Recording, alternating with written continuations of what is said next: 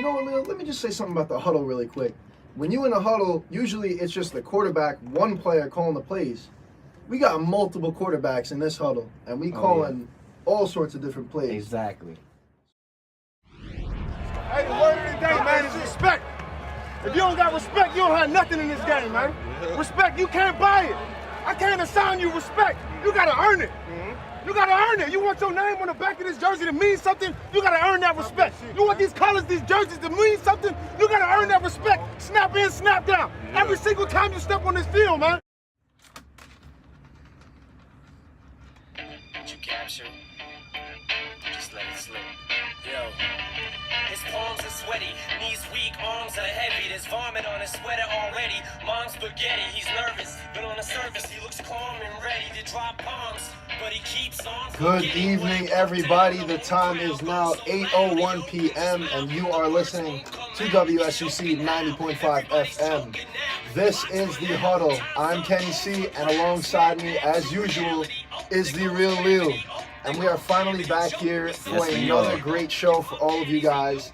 Since we had the big draft episode, which is about 4 hours long, if you guys haven't seen that, check out Lil's YouTube, The Real Lil TV. Real Lil TV. Y'all already know. And today, we're going to do things a little different to start the show off. We are going to bring in Real Lil Boxing mixed with UFC talk as well with the Clever Trevor, who is actually has his own show, Being Clever with Trevor, on Wednesdays at 8 to 10 p.m. So tune into that. Tune in. We only got like another week left, but Lil, how you doing? Man, you already know the usual. I'm ready to get this show on the wall. Yes, sir. And let's bring in Clever Trevor here as we're going to kick things off. We're going to kick things off with some boxing, UFC. Obviously, we have a big fight that I feel like is not getting enough love. You know, yeah, we know about the Lomachenkos, right? Yeah, we know about the Terrence Bud Crawford, and we know about the Errol Spence Jr., and we know about, who else? Manny Pacquiao when he fights. But why are we not talking why about this Daniel Jacobs and Canelo Alvarez fight like we should? Because these are two guys that, to me, match up perfectly. Canelo Alvarez, obviously he beat Triple G. And you know, a lot of people question that fight, thought it could have been Triple G that won or a draw. I think Canelo did what he had to do in that fight. He was the more aggressive compared to his first fight when he was running away like a little baby. And he fought, you know, this time, and I thought he won. So now you got Daniel Jacobs in the mix. Clever Trevor, what are your thoughts on this fight? You got to get in this. Bring it in here. Bring it in, Trevor. We got to get you in the talk of UFC. What's going on, folks? First of all, I just want to say thank you, Kenny C and The Real Lil, for having me on the show. Oh, no problem. Of course. Yes, as you folks might know, to all you in the Huddle fans, yes, this is Trevor himself speaking, Clever Trevor. My show is Wednesdays 8 to 10, Clever with Trevor. So tune into that. A lot of fight news, a lot of pop culture, trends in pop culture, life aspects. So similar to the Joe Rogan experience. To all you fans who are familiar with the Joe Rogan experience, pretty similar to that. Just no conspiracies. Just no, yeah. Because we're on the FCC airways, you know. We can't be talking any conspiracies, but I just want to say thank you guys again for having me. Of course, no problem. Of course. So what do you feel about this Daniel Jacobs and Canelo Alvarez fight? What are your thoughts on this fight? So when I first heard about this fight, I was pretty excited. I've always been a fan of Canelo. His both of his Triple G fights, I was rooting for him the whole way. First fight, I wasn't too impressed with his performance. Second fight, he was very much more active. Yes, he was. I think he deserves that. I think he deserved that decision call in that second fight against Triple G. Canelo showed heart. Obviously, Triple G did too. But when it goes to a decision like that, you can't be mad at the judges. You got to be mad at yourself because you're not the one who ended the fight. And I would say this, Canelo Alvarez shows that he's not scared. A guy that just beat Triple G not too long ago. All right, he could have took one of those low-risk fights, Just, low risk. I ain't worried about this cat. I got the belt. I'm the face of boxing right now, or one of them. And could have called it a day. Because there's a lot of cherry pickers in the sport of boxing. There's a lot. I can name a lot of guys that they like to cherry pick their fights. But this guy, instead of him going to a low-risk fight, he decides to fight Daniel Jacobs, a guy who, when he fought Triple G not too long ago, a lot of people thought he won that fight. He got knocked down once, I believe in the second round, but then he regrew from that, and he never was down since, or was close to being down. And a lot of people thought Daniel Jacobs won that fight. So to take this fight, in which Daniel Jacobs might pose more problems for Canelo Alvarez, because we know how Triple G style is. He's a guy that's a power puncher, and he's not going to move. He's just going to sit there and go ball with you for 12 rounds. That's what Triple G is. He's that brawler. That's respectable. Which is respectable. You sit there and fight. But at the same time, Daniel Jacobs, he knows how to move. You know, he's taller, so he can use his height advantage, and he could, you know, now you see me, now you don't. You know, he could move. That could present a lot of problems for Canelo, because remember, who's Canelo's only loss? Mayweather. Mayweather was a guy that can move. He's a defensive fighter, and when he had to let his hands go, he did it. So that's why I think this fight is so compelling, because Daniel Jacobs is a guy that can move, and Canelo Alvarez is a guy that struggled against guys that can move, and especially a guy that's taller than you, that, like I said, went toe-to-toe with Triple G, is set up to be an amazing fight, in my opinion. All right, so Trevor, who do you think, you know, overall in this fight is going to come out on top? Do you believe that Jacobs is going to do it because of the height advantage, or do you think, you know, due to the mobility of Alvarez, that he'll be able to take him down? You know, I think Canelo is, he knows a lot. His fans are expecting a lot from him. I think he's going to get the win, and I don't think he's going to let it go to decision. I think he's a little tired of the decision, so I think he's going to try and get the finish, and I think he's going to get a finish within 9 rounds. I believe that. Wow. You heard it here, the bold prediction. That's a bold prediction. I mean, what about you, Lil? I've always respected Canelo. I mean, Canelo, I don't think he's tired of the decisions, per se. Maybe I understand where you're coming from, but at the same time, Canelo gets all the decisions. We saw Canelo and the judges is like candy in a popsicle. Well, candy in that little pony thing that come out, the pointy, you know, thing that you stuck behind a popsicle. It's like that. You would never eat a popsicle without the thing. You know what I'm saying? That's what holds it together. The judges and Canelo's like that. That's a good analogy. The real Lil, you know how I do. You know what I'm saying? I see where you're going with so that. The judges always has Canelo, you know, interest at heart. We saw it against Mayweather. Mayweather schooled Canelo. I probably gave Canelo a round, and one judge had it a draw. What fight was you watching? And against the Triple G, the first fight, I thought Triple G won that fight. I didn't think it was a draw, but the judges gave it a draw. So, and there was a couple other fights where Canelo got favorable, you know, scorecards. So, you know, if it does go to a decision, I'm nervous for Daniel Jacobs. You know, I'm nervous. You would want to think that in boxing that you can watch a close fight and know who wins and know that, all right, you won't have to have anxiety. Because I'm not going to lie. When I watch boxing and the fight is somewhat close, sometimes it don't got to be close. When they go to the judges, it's another fight. It's like, oh, all right, that first fight, those 12 rounds don't even matter. Because I don't know what the hell these judges are going to pick. Because we see that a lot in boxing. So it was like, you know, I just wasted my time watching 12 rounds because this is a whole new fight once the judges' scorecards come in.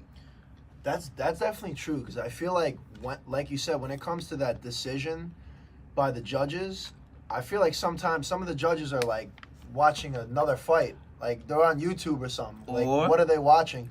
Because I noticed with the Pacquiao-Mayweather fight, there was a lot of controversy with that one. In terms of who landed more and whatnot. I would say, you know, maybe they get money under the rug. I mean, there's a lot of people Boxing getting money under the rug. Boxing is a very controversial sport when it comes to that. You know, people getting paid under the rug or whatever. We about to talk about something with regards to that, with college basketball, new allegations coming out. We're going to get into that later on the show. But they getting, you know, they could probably get money on the rug. But nevertheless, Daniel Jacobs, he doesn't want to go to the decision. Daniel Jacobs, and that's what worries me about this fight, is because Daniel Jacobs, knowing that the pressure is on him to somewhat win decisively, might cause him to go for the knockout and then get knocked out. Or, you know, just that pressure, you know, knowing that you're fighting two people could mess him up mentally. So this is a guy that fought cancer. He had bone cancer. He recovered from cancer. And so he's not scared to go against anybody. He fought the biggest guy there is to face, the biggest thing, the biggest entity, or whatever you want to call it in this world to face, and that's cancer.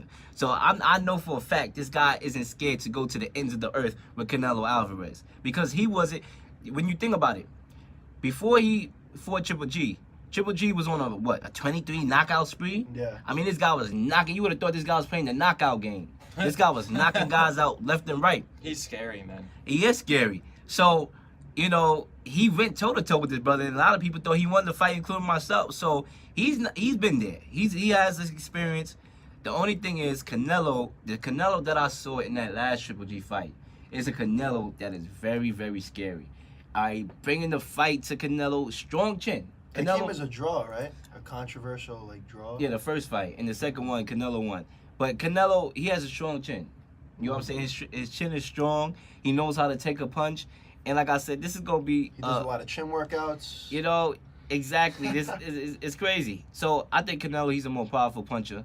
Jacob, he throws more combinations. Mm-hmm. He's a combination puncher with big size. Canelo likes to fight on the inside. That's how Mexican fighters do. I've seen a lot of training videos from Canelo. He actually emphasizes on strengthening the neck. I've seen him do many of this, a lot more than a typical fighter. And you know, maybe that is his secret. I mean, even though he shows it off, he shows off his training routine. Maybe this some form of, you know, emphasizing the strength of the neck is, you know, could be, obviously, you know, your neck muscles are going to help you out, and maybe that's the key for Canelo. But you know, looking at his style, he's always been an aggressor. He enjoys scrapping it out. He's always just been one of those respected guys that, you know, is going to put on a performance regardless of an opponent. I think Canelo's going to get it. And another thing is, too, before I do make my predictions, got to give a full preview. I would say, you know, these guys respect each other. You haven't heard a lot of smack talking like you see in other fights. Oh, I'm going to get you. I'm gonna lay you out. Your son's going to be like McGregor or Deontay Wilder. You know, I'm going to leave a body in the ring. You know, these guys respect each other. Canelo is a class citizen. You know, he's respectable. You know, same thing with Daniel Jacobs. You know, and I know how it is. Like I said, this guy, Daniel Jacobs, I know this guy. This guy's from Brownsville. He's from Brooklyn. Shout out to Brooklyn. That's where I'm from. So, you know, I want to ride with Daniel Jacobs. That's what I was going to say. I have a feeling Lil's going to go with Jacobs. I mean, like I said, it's a toss-up. Just because he's representing, you know. It's a toss-up. You know, Jacob, like I said, I commend Canelo for taking this fight. Trust me, I do. And I picked Canelo early in the week, to be honest with you. Because I just thought that if we see that Canelo that looked as good as he did against Triple G, it's going to be hard for me to pick against him. You know what I'm saying? That's why I think I really think he's going to get it. I think he's coming off a controversial, you know, decision. You know, a lot of people thought it went the other way. So I think he's like, you know what? I'm going to show these fighters who I actually am. I'm going to get this. I'm not going to just get the win. It's 35 knockouts, so this is a tough guy that we're talking about. Yeah, he got a strong chin, and he, like I said, to me, this is a much improved Canelo than what we saw. He used that loss against Mayweather to literally help regenerate his career. And he's been on that trajectory ever since. And now he's finding a guy in Jacobs who been through his obstacles, been through his struggles. Like I said, he went through cancer and all that. You know, should have won a controversial fight against Triple G.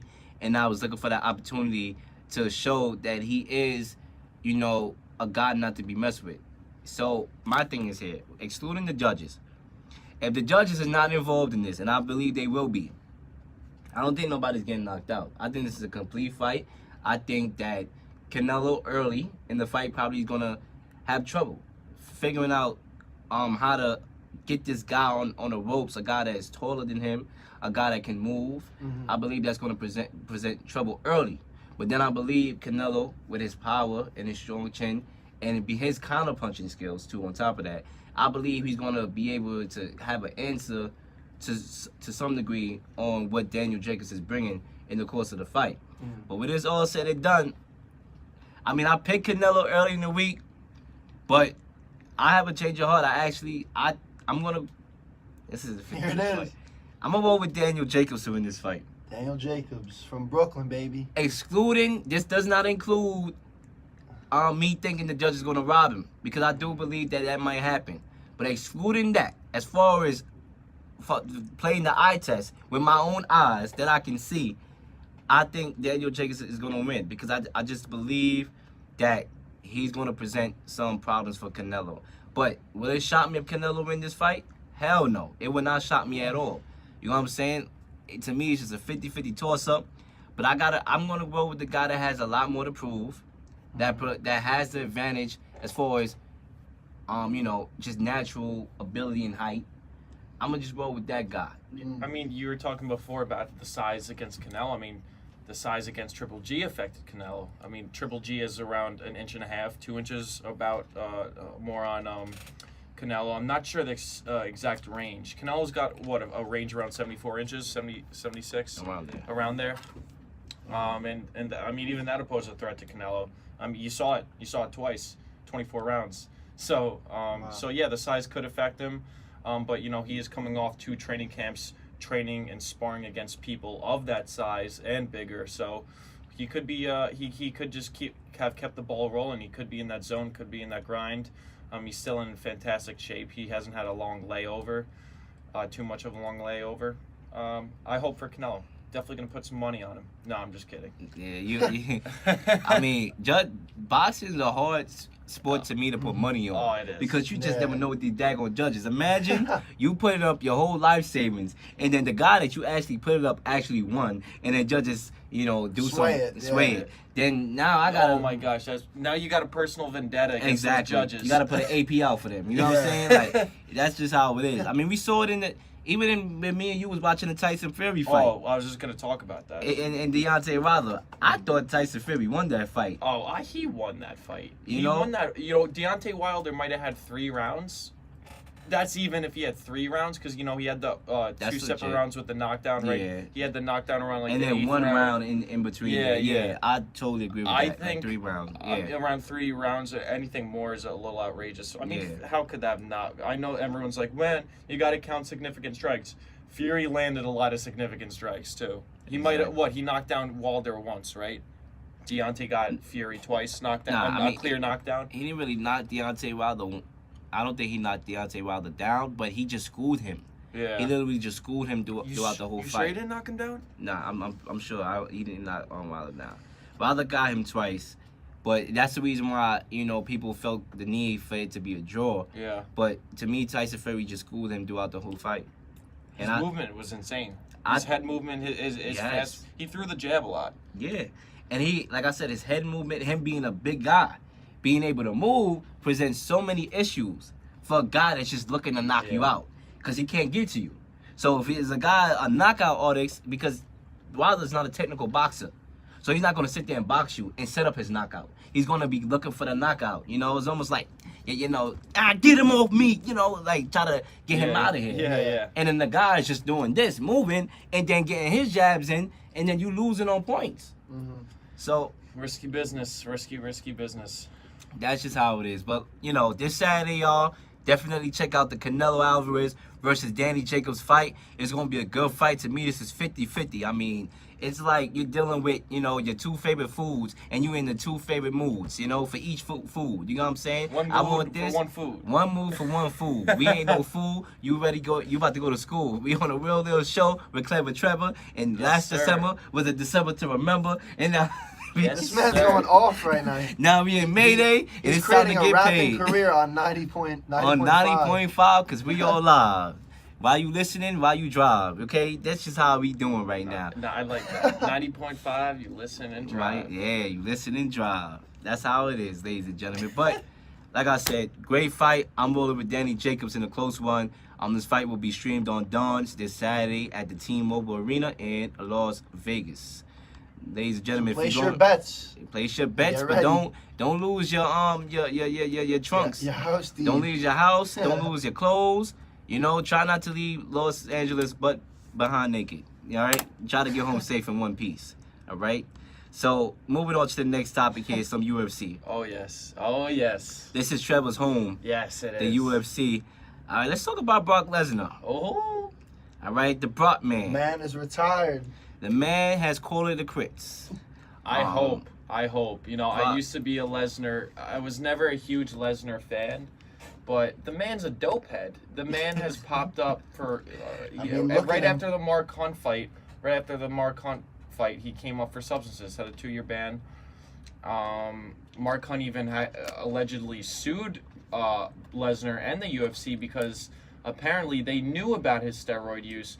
I mean, you take a look at Brock Lesnar stepping on the scale before that Mark Hunt fight at UFC 200. That was back before it was supposed to be John Jones and Daniel Cormier 2, the original rematch. Jones popped up for a substance. They canceled out the fight. They basically brought in Brock Lesnar for UFC 200 to make it a big deal because you know the UFC 100s, it's like the anniversary, UFC 100, UFC 200, obviously UFC 300 will be a big deal. So they brought in Brock Lesnar. Look at the UFC 200 ad. They bring in Brock Lesnar at the end of the video. Are you ready? And you know, it's like Brock Lesnar's come back and he fights Mark Hunt. And you know, he got the fight after a 3-round decision, but I mean, you take a look at the size. There's no way that man was 265 pounds going in on that scale. He looked around 315. The man is a monster. He's clearly taking substances. I mean, he's factually taking substances. He got popped. He got, you know, so it's no question. He also lost 2 of his last 3 bouts, so even with the roids, it doesn't look like they're helping Even much. with the roids, this guy cannot fill that void to win the match. I'm over here rapping like crazy right now. Well, his last UFC fight was the Mark Hunt fight. Oh, But it I was? believe, he won that fight, but he eventually popped up for a substance. I'm not sure if they ruled that a no contest. But I mean, Brock Lesnar never really had a successful. He really hasn't even had that much MMA fights. He's really had around He's 10 a MMA WWE fights. star. I got a Yeah. quick question to bring up, and we definitely not we're gonna UFC. dive more into the Brock Lesnar after this. But I got one question to bring up because I see this stuff going around in sports. We just had a boxer named Joel Miller who was supposed to fight Anthony Joshua on June 1st. That got busted for taking 3 different substances. Wow. All right, what is it with these athletes that they feel the need? Is it because they don't believe in their skills? See, What is it? Is it do it because they believe that the next person is taking it? So I gotta be a follower and take it too? Like, what is you know, it? in my opinion, just based off, classes I've taken here at SUNY Cortland and, what I've learned from professors and whatnot, I feel like a big factor of the whole, like, PED and steroid use scandal or epidemic, I guess you could say, in sports, is the fact that when you have an athlete who feels as though they're somewhat on the decline or not going to be able to keep up as much with the other competitors, they feel the need to take these steroids so that they can get their skill level and their strength and whatever else they're trying to improve about their body back up to par and be able to compete with like the best of the best. Because, just an example, Lance Armstrong, we all know how much, doping, and he took every drug under the sun to try to be like one of the greatest cyclists of all time. That man took so much drugs and stuff, it actually became an obsession just to stay in competition with the other foreign cyclists who obviously were known dopers. And that's cycling. or So dope you mean to users. tell me? So it's almost getting out of hand now. So you talking It about is. Lance Armstrong? Imagine if Louis Armstrong was taking drugs to play the flute, Best to play the trumpet. musician. Imagine. So God's gonna do that to play the trumpet. It's Yeah. it's I mean, crazy. it You all putting ties people's in. lives in danger. Yeah, I mean, you want your skill level to be up there, but somebody could Exactly. be dead in the ring. I mean, yeah, it all ties in, like I said, with the whole fact of. I mean, you trying coming to in here stay looking like the Hulk from the competitive. Avengers. I mean, I ain't gonna want to fight you looking like the Hulk. You know what I'm saying? Like, come on.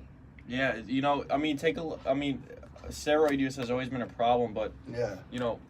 going into the UFC, it's a different story because you're not just taking, it's steroid use and substance use is very different when it comes to fighting because take a look at a baseball player, they're taking these drugs to get more hits, to be faster, to get more catches, to outrun the enemy. A fighter taking steroids is taking drugs so they can kill the enemy even in a more harsh way, basically so they trying to can beef up. beat their opponent down even more. That's their goal. So it's not even like a personal goal of becoming faster, becoming young again, having your old records. You're taking these substances so you can personally beat and deform your enemy in a way and beat them down. Like, it's just not right. It's not a right mindset. The way these athletes get into this is usually it's a culture surrounding their training camp. when you have a lot of fighters that have known to have been cheating stick around one training camp, usually they tend to be unethical. I mean, the reason why, these drugs do work. That's the thing, folks. Steroids work. That is why, at the end of the day, that is why people take them. We've kept up. We've been innovative. We've come up with many new recipes. A lot of things are becoming undetectable. My man said recipes like we're in the they kitchen. they are. They have a whole routine. They have some sort of supplement for Bro, an it's after true, it's workout. true. They have some sort of drugs they take for an after workout. Then they go on a cycle to get these drugs out of their system when drug testing season comes, and then they have some sort of cycle to go back onto the drugs, go undetected. It's crazy. It's all this technology. Joe Rogan said it best. Let's say they did make steroids legal in the UFC specifically. It's not about who's the best fighter anymore. It's about who has the best steroids, drugs. the Exactly. best drugs, and the best equipment. Exactly. So at the end of the day, it's not. They're not. It's almost like they would turn into not better fighters. It's really better supplements. Basically, it's a steroids fighting. Yeah. Basically, all right. But my thing here is that's why I believe these organizations, boxing and UFC especially, they need to have lifetime bans from the sport once you get caught. All right. I know it sounds harsh, but listen, if people know they're gonna lose their job, it may not deter everybody from using it, but it's gonna deter more people from using it because it's like, all right, I'm not gonna be able to provide for my family. We're gonna bring in more clean fighters too. You give a guy. I was just saying this to my roommate. Maybe there should be a one strike rule. But then I thought about it literally seconds later. Wait a second. One strike rule. These guys are grown men and grown women. They don't need a one strike rule. This ain't you get school. you get cheated one middle time. school. And that's I even said that. I was like, maybe a one strike rule. But then I thought about it. Wait a second. That's even ridiculous. Like I realized I was wrong for even thinking that. These are grown men and athletes. There's gonna be somebody that is even grateful to have an opportunity to fight for the UFC, and they will happily stay a clean fighter. Let's bring in those fighters that are filled that have their ethical. I know this might seem controversial, but is there a one strike rule in murder? No. You kill somebody, you go to jail. It's not all right. One strike, you do something else again, you're gonna be in jail. Unless you know what I'm you're- saying? Sometimes it's a no Unless strike. you're O.J. Simpson. Unless you O.J. Simpson and some other people, George Zimmerman, I could glove go on and on and on. Yeah. The glove don't fit. All right, if the glove don't fit, you must have quit, because we already know. You know what.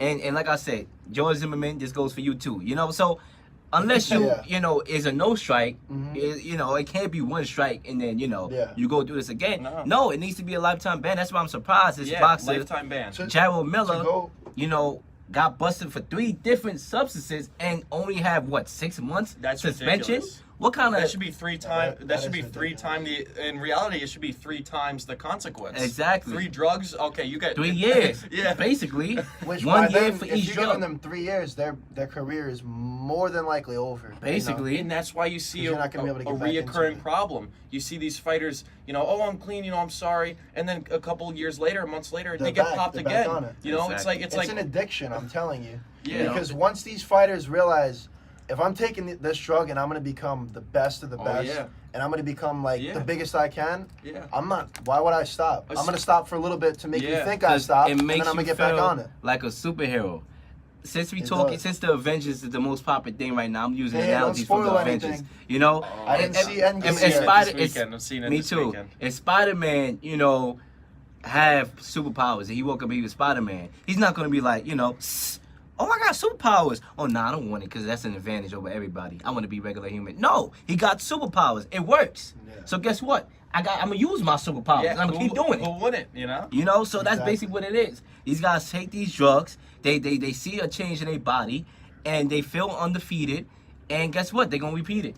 And to go back off what Trevor was saying with just how many of these new drugs are coming out, that also comes along with the fact that there's so many new drugs being made, in foreign countries that the UFC might not even know about them and not be able to test some of them. So, some of these fighters could be on steroids that none of the, I guess, scientists in the UFC have ever seen. You know what I mean? Yeah. Exactly. So you never know what these guys are on, realistically. The organization USADA, I believe, and also it's the Nevada Athletic.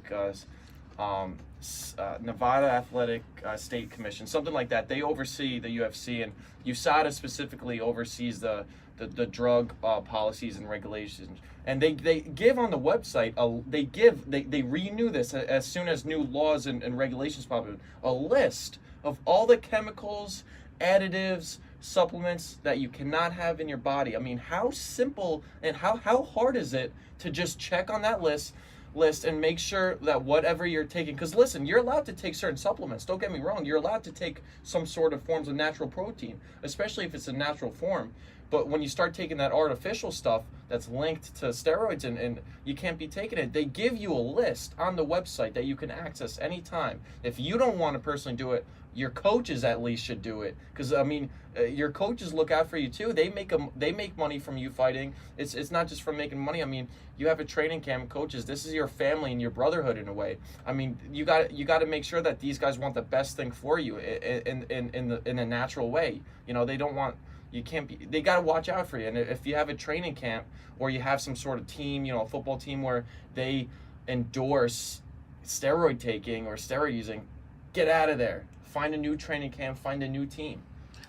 And, you know, back to Brock Lesnar, you know, after all the rambling we went off with steroids. I mean, it's an interesting topic. At the end of the day, it's a debatable topic. Yeah. And like I said, lifetime ban should be for the first strike. To be honest with you, we need to stop cracking down. Look at John Jones. I mean, he got caught with steroids, and he was allowed to be back in it. Yeah. You know, so I definitely agree with both of you. There needs to be a couple of these fighters, you know, they need to be made an example of. Exactly. For everyone else, because I feel like that will change the culture, not only in the UFC, but in every sport. Because I said that in some of the classes that I had, I would tell my professor, like, hey, maybe for the NFL, if some of these players are getting caught for steroids, kick them out of the league. Yeah. Like, get them out. They're untrustworthy. It's going to make dishonest. an example. And that overall could potentially change the culture of sports. Exactly. And, you know, back to Brock Lesnar, it's reported that he wanted a flat fee due to, you know, UFC ESPN Plus contract now. Mm-hmm. He didn't get it. So I guess that's the reason why he basically retired. Lesnar was 6-3. He's more likely, I mean, now that he retired, to me, he's more likely to return back to the WWE. Yeah, I mean, normally, and he would be making even just as more money. Yeah. So he doesn't need the UFC. The UFC that's what I'm saying. Wants him because the UFC right now is somewhat. There was a year, you know, where they had all the superstars and they're all in play. You know, back when Ronda Rousey, John Bones Jones, Conor McGregor, back when that trio was all fighting at once, like that's like the peak of UFC. They wish they could have that nowadays, but these fighters know their worth. So it makes it difficult to make business. And, you know, Lesnar, oh, you know, the whole UFC, ESPN sports deal, I want my fair share. It's like, Lesnar, my man, you got popped up for steroids your last fight. You're clearly on steroids. We don't even want you to fight yet, you know, but it's like at the same time, the UFC kind of, Brock Lesnar would bring in great business, entertainment-wise, but it's not ethical. Just because of his... He's an attraction, you know? Yeah. A lot of people don't give him that credit, but he is an attraction. And wrestling helped that for him to be an attraction. And his big size, and you know, I don't know if you guys heard, but you know, we've always wanted to see Brock Lesnar and Daniel Cormier, right? Yeah. Oh, I heard about that. Yeah, we've always wanted to see that fight. Right? Yeah. There was hope. Retirement, he's still possible. Hey, it's still possible. You know, like DC Cormier, I think he just turned 40. He's well after 40. He said that he wants to retire before he's 40. He's still 40, so obviously plans don't go according to plan. I don't think Lesnar's retiring. It could be a publicity stunt, just like McGregor. I mean, hey, McGregor announced he's back in the octagon 3 days later after that ridiculous tweet. Yeah, we knew it's that. all a scam. It's all a circus. All of this is just meant to make you guys entertained, distracted. You know, they're a bunch of con artists. They're a bunch of businessmen. I said this to my friend earlier. Fighters aren't fighters anymore. They're businessmen. It's terrible. And also, actors. Trevor, big news for you if you're a UFC fan. I don't know if you found out, but Dana White actually came out today, I believe, and announced the rematch of Stipe Miocic and Cormier on August 17th. Yep. Yeah. So that should be big. Yeah. Stipe. Stipe. No. Yeah. I'm not familiar with his name. Stipe versus Cormier is going to be a great rematch. I know it was targeted But the fact that Cormier, Dana White confirmed that it's like 99.9%. But Dana confirms matches all the time and they don't go through. But if this is actual confirmation, if they came out with the UFC posters already in the promo, that's when you know it's actually real. I think it's really going to happen. It's the fight that makes sense. Obviously, Cormier is saying he doesn't want to fight John Jones again. Oh, I can't trust him with the steroid use. Oh, but I want to fight Brock Lesnar. That doesn't make sense. He obviously doesn't want another butt whooping from John Jones. Exactly. But I think Cormier actually would give it to Brock Lesnar. I really do. I don't see Brock Lesnar posing any threats to I don't Cormier think besides does. his size. But Yeah. Cormier, That's what I was gonna say. Yeah. He probably doesn't have any real, technique about him. Yeah. He's just big. But I feel like with the McGregor thing, I think obviously everyone knew that was a bluff. But hey, with Lesnar, who knows? This guy's getting up there in age and whatnot. He's already proven himself as a WWE star, early 2000s and whatnot. He's had his experience in the UFC. So, me personally, I don't see him fighting Cormier anytime soon. get rid of him. Really. Yeah. Facts. Announce that he can never put him in the Hall of Fame if you really want to. Put him in the Hall of Fame just so Brock Lesnar's fans are happy. I mean, he did make Brock Lesnar is a superstar. Don't get me wrong. He is a UFC superstar. He used to be a big UFC superstar. He brought in, and then obviously when Cain Velasquez beat Lesnar, I believe it was like second round TKO. People didn't expect Cain to do that. What was it, second or fourth? I think it was second round TKO. Cain Velasquez versus Brock Lesnar. Back when Cain became UFC heavyweight champion, that was a big deal because Cain is only like 6'1". I mean, that's still big though. 6'1", 240, that's big. But Brock Lesnar's like 6'3", walks around 300. That's a big difference. Facts. Yeah, that's crazy. Well, we'll see what happens with his career, if he does decide to come back, or if he just be more of a full-time wrestler, because we all know he did those one-year contract deals with WWE, and based on what I'm hearing right now or seeing, maybe he signed something more long-term with the WWE, and I know the WWE is glad to have him back. Like, yay, come back, give me a hug, we out. Yeah, like we knew you'd come back, fella. Yeah. Exactly. Yeah, they want him back because he brings, not only does, he bring a lot of money to the WWE, but he helps it out. it brings some more publicity because a lot of fans that love Lesnar are going to be coming back because Lesnar's back. So exactly, and you see wrestling always trying to hold on to the OGs, the older guys, to help them in those big main events or these big like WrestleManias and SummerSlam. So they happy to have Lesnar back. And we happy to be here on the show. 607-753-4819 is the request line. Once again, 607-753-4819 is the request line. It's approximately 8:38, and we're going to be right back talking some NBA basketball and some baseball, MLB baseball talk, football, NBA. We got it all for y'all. Hockey, a lot of stuff. We are in the huddle. Thank you very much, Trevor, for being on. I was just gonna say, Kenny C and the Real Lil, thank you so much for having me. No problem. To all you fans listening to In the Huddle, thanks. Even though this isn't my show, I appreciate your support for my good friend's show. It's supporting WSUC. Thank you, Trevor. I appreciate the love and support, and obviously check out my show if you're more if you're specifically into fighting, UFC. Wednesdays 8 to 10, Clever with Trevor. Thank you again, Kenny C, Real Lil, In the Huddle. No problem. Thursdays 8 to 10, all your sports news, all your sport, pop culture. Great show. Thank you again, folks. Thank you. Of course, thank you for being here. You just gave us a lot of good promotion. Thank you for that. We can't. It's always in motion to promotion. You feel me? Yes, I'm on the road today, man. I'm rapping all over the place. The Lil, double entendres. Facts. We'll be right back after this break. Peace.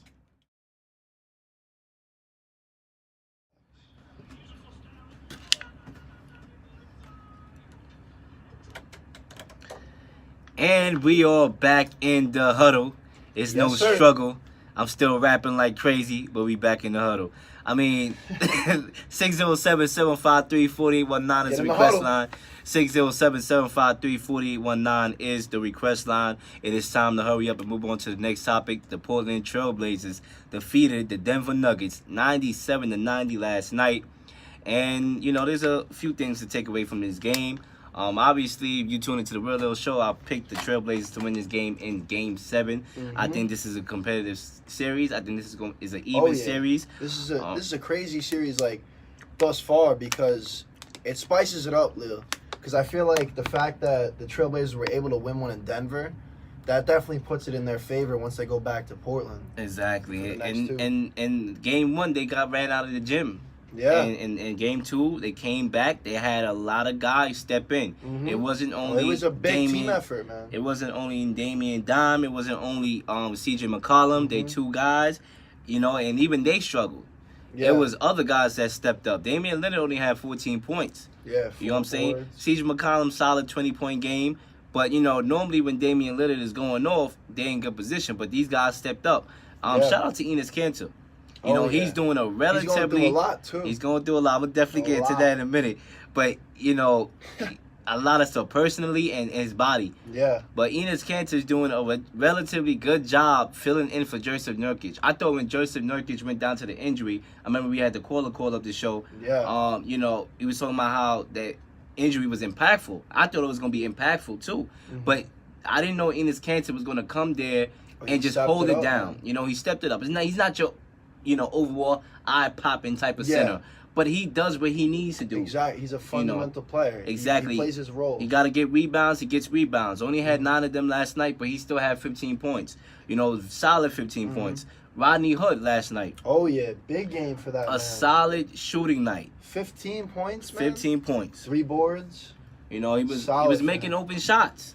Something the other team, the Nuggets, wasn't doing. But, to stay on Enes Kanter... Yeah. And Charles Barkley made a statement last night, real quick. About this man loves Charles Barkley. I love Charles. That's my dude. That's my dude. He is the man. That's my guy right there. He said, the Trailblazers have the best bench in basketball, and they do have one of them. I don't believe they have the best bench, but they do have one of them. Guys were stepping up. Guys like Aminu and all these other cats. I like this Blazer team. I think this Blazer team is the second best team in the Western Conference. Along with the Rockets, right up there. Could go either way. Yeah. Because they have the experience. They've been there, done that. That's why I trust them more over this young Nuggets team. Because sometimes guys get cold, like how the Nuggets did last night. But Enes Kanter, we say he's going through some stuff. Obviously, this guy's playing with half a shoulder. I mean, this guy is playing with one shoulder. He's hurt. He's banged up. But he's still playing. He's still grinding it out. He's still grinding it out. It shows his toughness. He's definitely a huge factor for their lineup. 100%. But the only thing I'm not liking with Enes Kanter is, I understand. I understand that with you go to the game. Stuff. I understand you go to the game. I understand you got fans that they need to wash their mouth out with Listerine. It is kind of ridiculous, that Nuggets fans are targeting that. Like go back to Turkey. That's a little, because they know that the consequences with him. They know the consequences with this guy. But my thing is, can he see? He already see it. Oh, he already see it. He knows it's coming. I mean, come on. You can't be a crybaby. I don't know who cries like that. First of all, that's a weird baby cry. That's a crazy. That's a crazy cry right there. Hey, cut that off. I don't think Kanter's crying like that. Well, he a grown man, so he might be crying like that. That sounds like a grown man. At the end of the day, fans is gonna heckle. Fans is gonna say a lot of things. We know that's how they are. When your team is getting bounced out their own gym, and you came all the way to pay to see them play, and they getting bounced, you get angry. So what do? You take it out on the other team. That's what they do. But at the end of the day, you cannot allow these things to get to you. You have to have a straight mind ahead. Talking about, it hurt my feelings, of a Nuggets fan, go back to Turkey. Oh, wait, no, you can't. Enes Kanter responded on, social media, was like, I wish I could go back to Turkey to see my family. But I chose democracy, freedom, and human rights. And Nuggets, take care of your fans. Nah, Lil, it is, I'm a little two-sided on that. Because while it is a bit of crybaby, mentality, I guess you could say, from Kanter, the guy is going through a lot. His father's in prison in Turkey. He probably can never see his family again. They're trapped in Turkey. dictatorship there. A lot of stuff's going on for Cantor. I know. And like you said, with the injury, you know, that definitely plays definitely has a mental aspect, you know, for him. And I understand, like, That is kind of rough. That is. I Pretty understand rough. this brother's going through a lot, you know, and it's But I get what unfortunate. you're saying. You got to keep your head But in at the game. end of the day, if it's playoffs, you got fans are gonna. And now that he brought it up to the attention, imagine they go back. They're gonna. They go back to the Nuggets. Let's say they're going to go back to the Game Nuggets five, because the Game yeah. 5. You know, where the fans know that he got a sore spot, and they capitalize on it. Ammunition. You know, now they gonna keep coming at him. Or you gonna hear at the free throw line when he shoot free throw, turkey, turkey, turkey, turkey, turkey. I mean, Yeah, imagine the whole state turkey. They're gonna come at him. I mean, come on. Like at the end of the day, you never show your enemy your weakness. Yeah. You know, don't be out here. You know, you never show your enemy your weakness. You know what I'm saying? That's what I got to say. But I understand it's an unfortunate situation that he's in, not being able to see your family. You know, I wish things was better, and I wish he was able to do it. But at the same time, you never want to give your enemy an outlet to continue doing what they do. Yeah, and I mean, going back to the game, I mean, you know, despite the fact that the fans may have been in his head, that didn't stop him because the Blazers were up for like practically the entire game. Yeah. Like the fourth Every quarter, time they shut it down. the Nuggets try to make a run, Yeah. they missed a lot of open shots. The Nuggets, No, they they did. basically They were inconsistent. They with were shit. inconsistent. Jamal Murray, who I like, Yeah. he was missing a lot of open shots. He was Yeah. struggling. He was just flat out cold, pretty much. Yeah, I mean, he had 15 points, 7 boards, so he somewhat did his part, but not enough. You know, because they went on a 19-9 run at one point in the fourth, cut the lead to 5, and they still couldn't do it. So, And I would say this, Nikola Jokic, even though he had a relatively, 15-point game, Nikola Jokic is a problem. oh yeah, This guy's a dog. 100%. This guy's a You don't dog. want Jokic coming into the lane because he's gonna Euro step, he's gonna body you, he's gonna shoot over you from mid range. There's some people This man is an athlete. that, and I'm one of these people, we like eggs, but we don't like the yolk. But if you was able to get Jokic, you would take Jokic, okay? I mean, on your team, any day. That's just what it is. This guy's nice. But a good game. I like this series. I think this series going to go 7 once again. Yeah, this is gonna be down to the wire. It's going to go down to the wire. I do believe the Nuggets got fight in them because they lost game 2.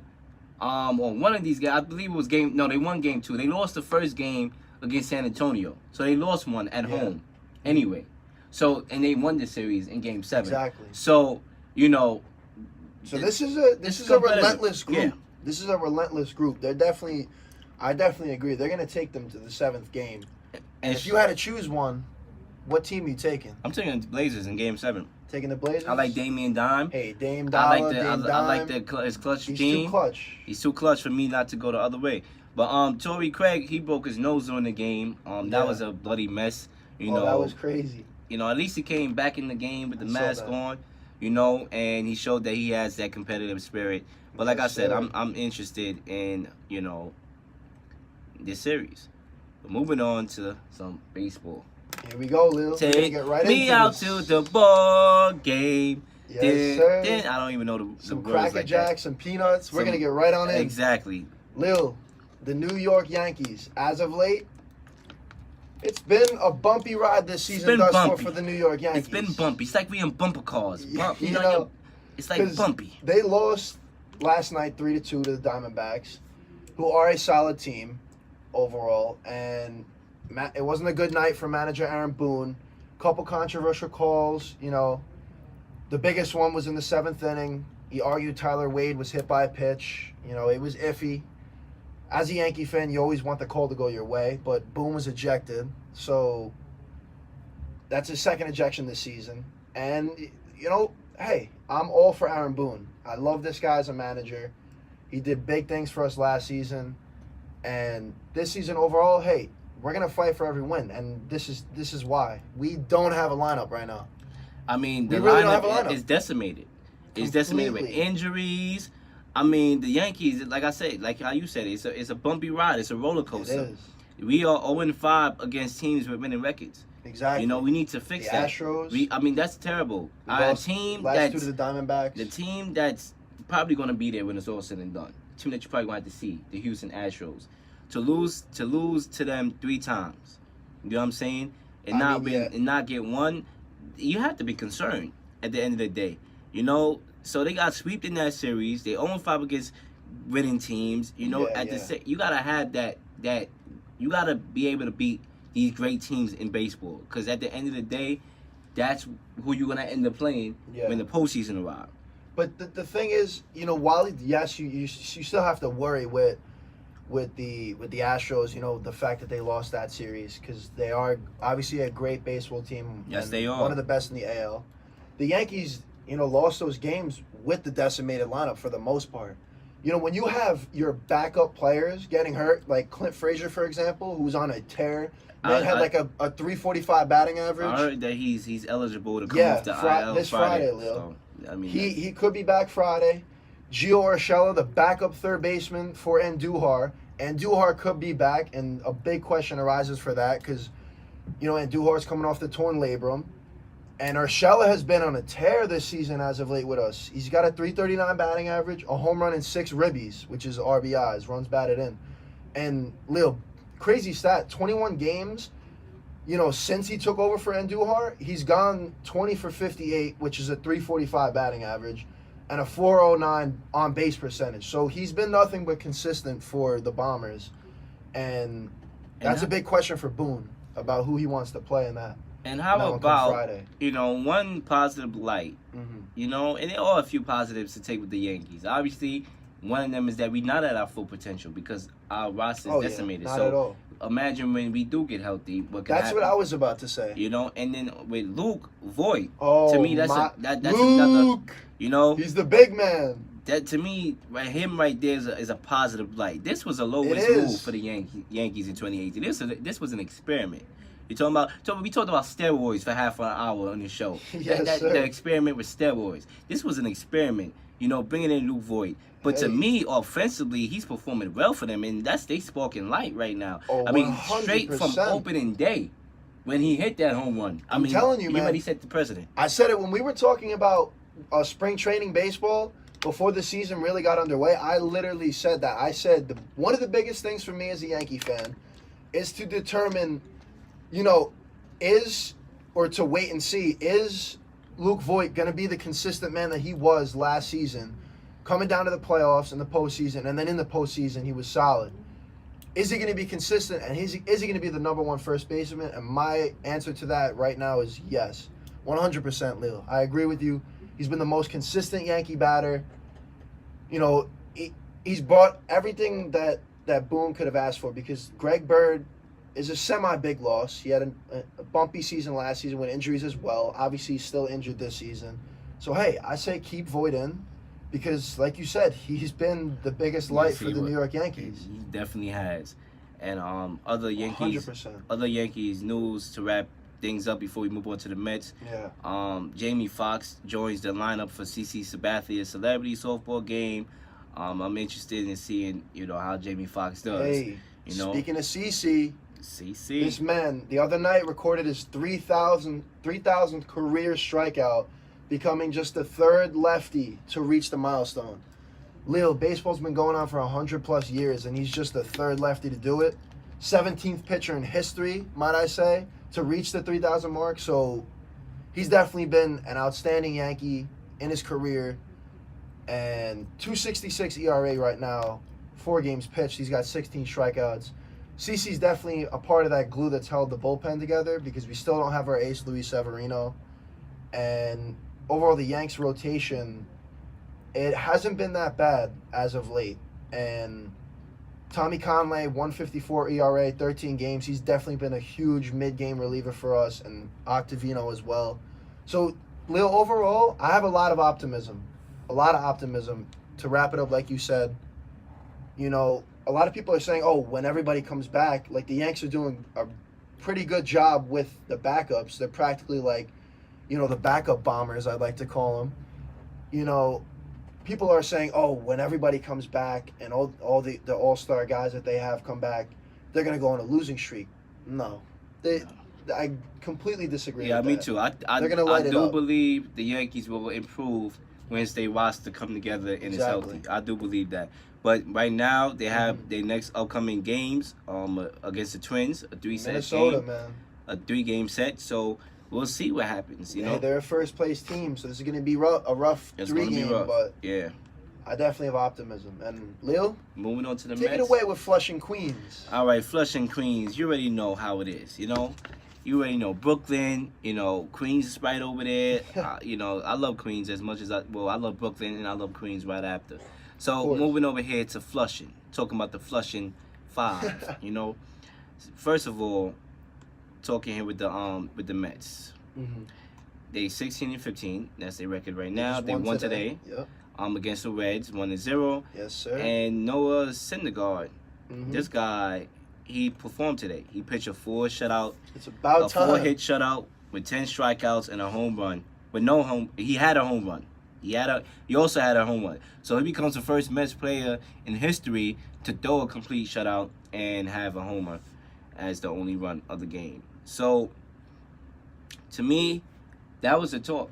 The Mets pitching had a bad pitching as far as pitching depth problem. They had a bad pitching depth problem. And they still were do. struggling. They still do. Even though they got the good performance today, down. they still, but they had the worst ERA in the league at I believe 5.21. they still do. In the National starting League. average. In the National League, they do. And they have some issues. Obviously, they're close to 500. They a little bit above 500. Yeah, We don't want they're them to go second place below team. 500. They have some issues. They issued the 4th most walks in the league, 116, and the second highest opponent batting average. So Yeah. they have a little issues here that I feel is more issues than what we were talking about with the Yankees. The Yankees have an injury problem, but yet they still 17-13. These guys will come back. The Mets, on the other hand, to me, it's more a little bit complex. That's the biggest thing, because the Mets are an organization that prides their team around pitching and building a bullpen. And we saw that in 2015 when they went to the World Series. World Series is exactly because of their pitching. Exactly. And the biggest problem for them up until this season, I'd say, was the ability to get the bat swinging, which has completely turned around this season. They've been outstanding in terms of generating runs. For a Mets team that could barely get 2-3 runs on the board last season, they're able to get 5+ runs, and they've done it. Their past 10, they've struggled a little bit. They've won 5 games out of their past 10, but no struggle there to get the bat swinging. Exactly like you said, the pitching has been the biggest thing. Obviously, DeGrom, Cy Young year last year, 3.82 ERA right now with a 2-3 record. So while last season it was on the Mets, bat swinging, and them not able to win games for DeGrom, which put his Cy Young in question because he didn't have the winning record. Now it flip-flopped. Now it's on DeGrom and the pitching staff to help out the batters and the offense. And like you said, their ERA average is among the worst in baseball. In the league, yeah. So that's really what they have to improve. And I said this last show, Lil, when you weren't here, when I did it alone 2 weeks ago, I believe. I said with the Mets, go after Dallas Keuchel. He's a star pitcher, or former star pitcher for the Astros. The team we just said was one of the best powerhouses in the AL. Yeah. And Keuchel has been dominant last season. We saw what he did to the Yankees, the year prior. I mean, get Keuchel. Get somebody out of this lineup. I told Send you, them down. they need to do what they got to do. They have to reinvent the bullpen. That's the biggest thing. Exactly. But to wrap things up, this is end of our number 1. Yes, we sir. got plenty of more topics to go in the second half. So you don't want to miss it. We got NBA basketball. We have some college breaking news. Obviously, our In the Huddle news right after halftime. Kenny C's hockey talk and much more, ladies and gentlemen. Predictions. Oh, yeah, there's no contradiction. See, I'm on a roll rapid today. 607-753-4819 is the request line. Once again, 607-753-4819 is the request line. Yes, sir. We Get are in the live huddle. in the WSUC FM radio booth, and we are in the huddle. Don't go nowhere. Hour number 2 will start in the next cue.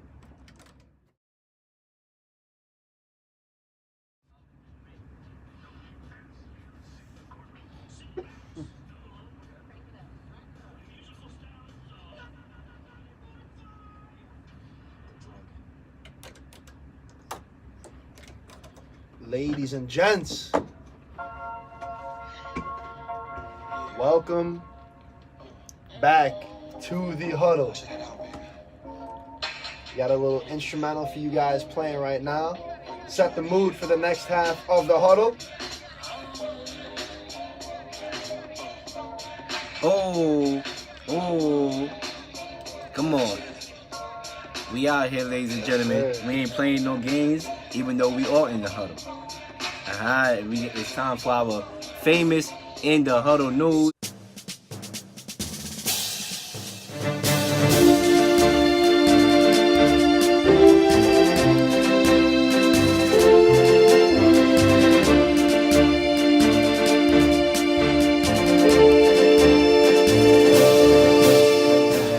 This time of the hour, Kenny C, won't you start it off? And I will start it off with the Huddle news. Ladies and gentlemen, recent news, Danny Ainge, GM for the Celtics, suffers a mild heart attack recently, and I believe he will be okay and isn't in the remission period, but scary stuff for the Celtics. Yeah. Very scary stuff because obviously, you know, in terms of Danny Ainge, that's big because you never want to see a guy that, you know, has been so profiting for the Celtics organization suffer something as severe as a heart attack, even though it was mild, but prayers go out to him and his family that he will be okay. And the next one, D'Lo has been cited. Before we go on to the next one, you want to make a statement on that? I'll make a statement. You know, real quick to brush up on everything. Prayers go out to him and his family.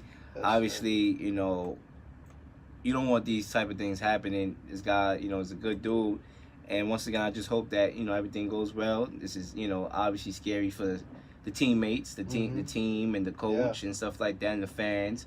But, you know, also the family. So my prayers go out. And number two, D'Lo was cited for marijuana possession at the airport today, at LaGuardia Airport. You know. Oh, man. I mean, you know, I don't think this is serious. I do believe that he didn't reach the 3-strike rule yet, so he's going to probably have to do some counseling. There's no type of suspension involved with this. He had the marijuana inside of Arizona. So, you know, at the end of the day, yeah, that is an issue, but at least the brother wasn't, you know, flashing it or live with it like Le'Veon Bell smoking it with the girl in the bed or whatever it was. Yeah. Or he's not making it public. He's not making it public, you know. So at the end of the day, I know he won his, you know, his little marijuana, you know, obviously. But, you know, to me, you got to be careful. I mean, you got to be more careful at the same time. I mean, yeah, because from a sports perspective, marijuana is considered, you know, in pretty much every sport. And obviously in society, it's still illegal.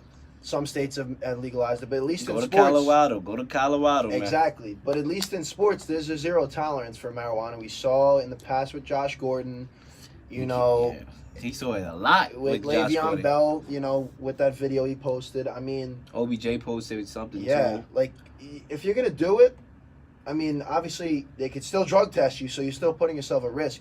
But at least don't be stupid about it and don't make it public. But D'Lo, obviously, that was kind of dumb because he did it in an airport, so they're obviously gonna see that. So it kind of is still stupid trying to do do it dogs at the airport and stuff. Yeah, you know. You know. So you don't want no dog hopping on the airplane. You get what I'm saying? So at the end of the day, you just gotta be more careful. We're gonna get back to D'Lo soon when we talk about the Nets and their upcoming free agency later on in the show. But moving on to the next one, we have, you know, the Lakers are still looking for their new head coach. There's talks that Monty Williams and Tyronn Lue is possible candidates. I just applied. Kenny C just applied. Hopefully Kenny C get an interview. And I might just apply too. But then again, LeBron James ain't gonna be coaching me or getting me fired. We won't be the coach if we go there. Yeah, LeBron's the coach. Probably be the cheerleader. You know, you got the pom-poms in the bag. That is. So that is big though. That's big news because we got to see what human being wants to deal with LeBron James. You know, and in an organization. You know, because, you know, we all know LeBron James is not the coach's best friend because, you know, sometimes he is the coach himself. But if Tyronn Lue is willing to put up with that because he did that in Cleveland and he wants to be the coach, then, hey, that got to be the guy then. Because, at the end of the day, he wants to be the coach of LeBron James. He always had good things to say about LeBron James. Never talked about LeBron James in a negative fashion. Mhm. So, that's his guy. Yeah. Why not? They had a good relationship, so I say that's a good fit. Yeah. He knows how LeBron is, so maybe... And he wasn't a bad coach at all. No, to be he honest wasn't. with you. He wasn't. He really wasn't. But maybe, the fact that he's worked with LeBron, he'll build his coaching style around LeBron being the star, around that team. And we'll have to see. And the last in the huddle news for today is Tiger Woods is set to be honored at the White House on Monday. Now, a lot of people think this is a bang, no-brainer, no-deal type of topic, but there's a few words I want to say with this, because Tiger Woods is known as that guy that when it comes to social issues, the brother's silent. The brother is nowhere to be found. You know what I'm saying? But yet he still has the support of, a lot of people. So, going to the White House, obviously, that's a place that he actually deserves to be. Because at the end of the day, the brother don't speak out on no issues. The brother is one of those people. And, hey, it is what it is. But I would say this. I am happy to see Tiger win the Masters. To me, that was one of the greatest comebacks in sports. I did not see it coming. I went on a show a couple days before on the Real Lil show, and I aired him out on the show. I was like, why is everybody so concerned with Tiger? Tiger hasn't won nothing since 05 or whatever, and we still have Tiger in the headlines. And then guess what? This brother popped off and win the Masters. Had me looking like a fool. Lil, that probably was one of the greatest comebacks we'll see. The fact that this man, I'll give it to him. Considered by literally every analyst and any network, this man is done. He's washed. But yet he was still in the headlines. He'll never win again. But he was still in the headlines. Yeah. That's why I came from. That's it. true. I was like, this guy is always talked about for a guy that hasn't won nothing in a minute. But then he popped off and he won the Masters, which is a big thing. It was a great thing for the sport. And, it was a great thing for him. And he's going to be honored at the White House.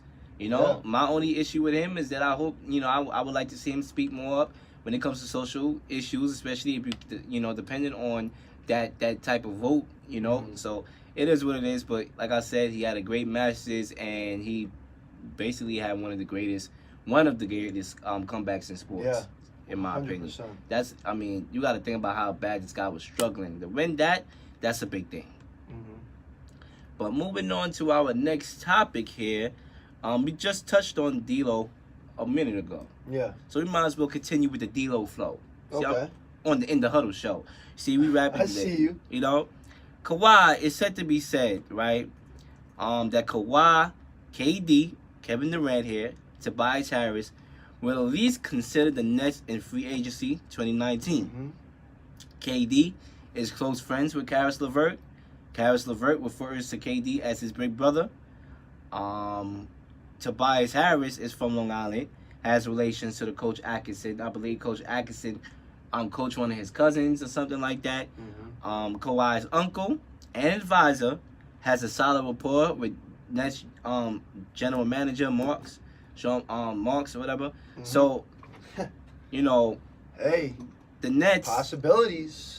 They want somebody. They obviously they feel that they have the team to have a free agent come there and instantly bring them from a 6 seed that they was without him, or whoever it's going to be, that they could possibly move to a 3 seed and actually compete in the East. They think they here. They think they listen, the Knicks, they got to rebuild from the ground up. Hey, it's not problem. It's the Nets are going to take over, man. We say they got that horrible owner, James Dolan, that need to go bowling. James Dolan. They have instability up there at the front office. It's not everything is peachy over there in New York. Bold predictions. But the Nets, they got a good general manager, a good coach, Kenny Atkinson, a good culture, a good stadium, a good market. A good team. Yeah. Why not go to the Nets? A lot of people was like the Mecca. The Mecca. But when you look at this Nets team, the Nets is built right now. I love the culture, what they build over there. Yeah. After the disaster that we all know of the picks and getting for guys that could have ran down the court and tear up something because they were old and they were halfway out the door. We all know that, but they rebound from it, and I love their coach over there. They build something that they have the opportunity to capitalize on. Hey, and Lil, bold statement right here, but if the Nets were able to bag, Kawhi, Harris, or KD, or if they got all three, it'd be over. But I don't think they're going to get all three. No, there's no shot. But, like, if they did, that would if they get 2 out of the 3 or even one of them, in order for them... And this is going to bulk their team. Hold on one second. And, Lil, I'm predicting right now that the Nets will become the dominant team in New York, even though MSG is the biggest state, the most famous stadium in the world. And then, while the New York Islanders aren't doing so hot right now, they're also looked at as much better than the Rangers as of late. So I feel like the Nets and the Islanders are going to take over the city in the future. I mean, I think as far as a fan perspective, Knicks is always going to be there because Knicks always rule. It's true. It's the same thing with in Los Angeles with the Clippers. The Clippers could win a championship. Lakers is still that golden boy franchise. It is what it is. LA Lakers. So, I think the Nets have the key to success. I see a more successful future for them because we still don't know who the number 1 pick is, or we know who the number 1 pick is going to be, but we don't know who's going to get that number 1 pick. Exactly. So we don't know yet with the Nets. No, it's true. I'm just speculating. If everything went right for the Nets and they got one of these players, I feel like they'd be dangerous. Right now, the Nets, they have space for 1 max player. In order for them to create space for 2 max players, it's trading D'Lo. Who you going for? If you had to pick 1 max player out of the 3, who's your guy? KD. I like KD. Like I said, he has a rapport with Caris LeVert. You always want that player that has a rapport with a team member already. Yeah, that chemistry. That chemistry, and I just believe that his style, what he brings to the table. I mean, KD to the Knicks. Oh, Kyrie also is in here too. We can't forget about Kyrie because there's reports that Kyrie liked the culture there. Yeah. In the Nets, and it is as likely for the Knicks that the Nets is right up there for regards to Kyrie. But in order for the Nets to get these 2 max players, they gotta do something with D'Lo, that's why I said D'Lo coming back here. Look, I'm not too fond of getting rid of D'Lo. Yeah, I mean, I like D'Lo's potential. He's got the ice in his veins. He's a great player. He's an assassin. He's a shooter. He helped definitely assist the Nets in their playoff run. But if you had to do it to get 2 players, exactly. Then I believe if you're gonna get 2 All-Stars to trade 1 away, I think it's worth it. Yeah, it will be. But we'll see. I think it's a long shot. Yeah. I'm not sure if KD wants to. I think KD to the Knicks is what's gonna happen. Mm-hmm. I think Kawhi to the Clippers right now is what's gonna happen. But when it comes, if KD and KD and Kawhi and let's say Urban is out the picture. Yeah. Then you go to the next level, free agents, which will be the Tobias Harrises, which will be the Jimmy Butlers, which will be the Kemba Walkers. Those are the next 3 after them. I agree. And the Nets have a chance to get at least one of those next 3 after them. So the Nets, they aiming obviously for the big names. I don't think they're gonna get him, but they do have they have the next tier. So we'll see. Yeah. The Nets, to me, they put themselves in a good predicament. Hey, this offseason is gonna be crazy. It is, and we're gonna probably have our predictions. Summer is gonna be wild. We're gonna have our predictions for free agency next week because next week is our season finale. Yes, sir. Last show, ladies and gentlemen. So, we might as well have our predictions because we won't be here in the summer. Obviously, I'll be on the Real Lil podcast. And I could possibly be on it with Lil. Possibly, over the summer. Hopefully, we get the In the Huddle podcast too. Who knows? In order for y'all to know about that, y'all gotta subscribe to the channel because y'all won't know. Have to. Stay updated with us. Real Lil TV. Once again, Real Lil TV. RealLeel TV. So definitely subscribe to that because all of our videos have been posted there. From the past episodes. You want to see our past episodes? Yep. The draft episode was a big hit. That was a big hit for a fact. So definitely stay tuned to our huddle. But the Nets, I want to see good things for the Nets. I think they put themselves in a good predicament. Hey, they got to put the in the work. playoffs. They got to put the in the work this playoffs. past couple years, man, to The get game, there. the 76ers are run for their money. Yeah. And right now the 76ers is playing. I'm gonna give y'all a live Yeah, it's looking real live, quick. You know, to the 76ers game. They're playing the Raptors. They are at home. They split on the road. Something I thought that they couldn't do because they haven't run the Raptors stadium for so long. But without a superb performance by Embiid and Ben Simmons, Jimmy Butler stood out, scoring 30 points. To me, in the playoffs, Jimmy Butler got to be the vocal point. Him and Embiid. Because we all know yeah. Ben They Simmons gotta is lead going to it. struggle. All right? Yeah. These young players are going to struggle in the playoffs. Jimmy Butler, he has that it factor. He has that, all right, I'm going to do this. Right now, the 76ers is up at halftime, 64-53. So the 76ers, if they can hold on to this lead, this 11-point lead at halftime, they have a chance to go up 2-1 and make this a very interesting series. Hey, man. The Sixers are no team to play with. They definitely have proved that they're a solid squad. And they have the roster. They do. They have the really roster. do. We just didn't know if it was going to transfer If it was on the gonna work, court. yeah. But they had the roster to do this. I mean, Embiid, superb first half, 18 points.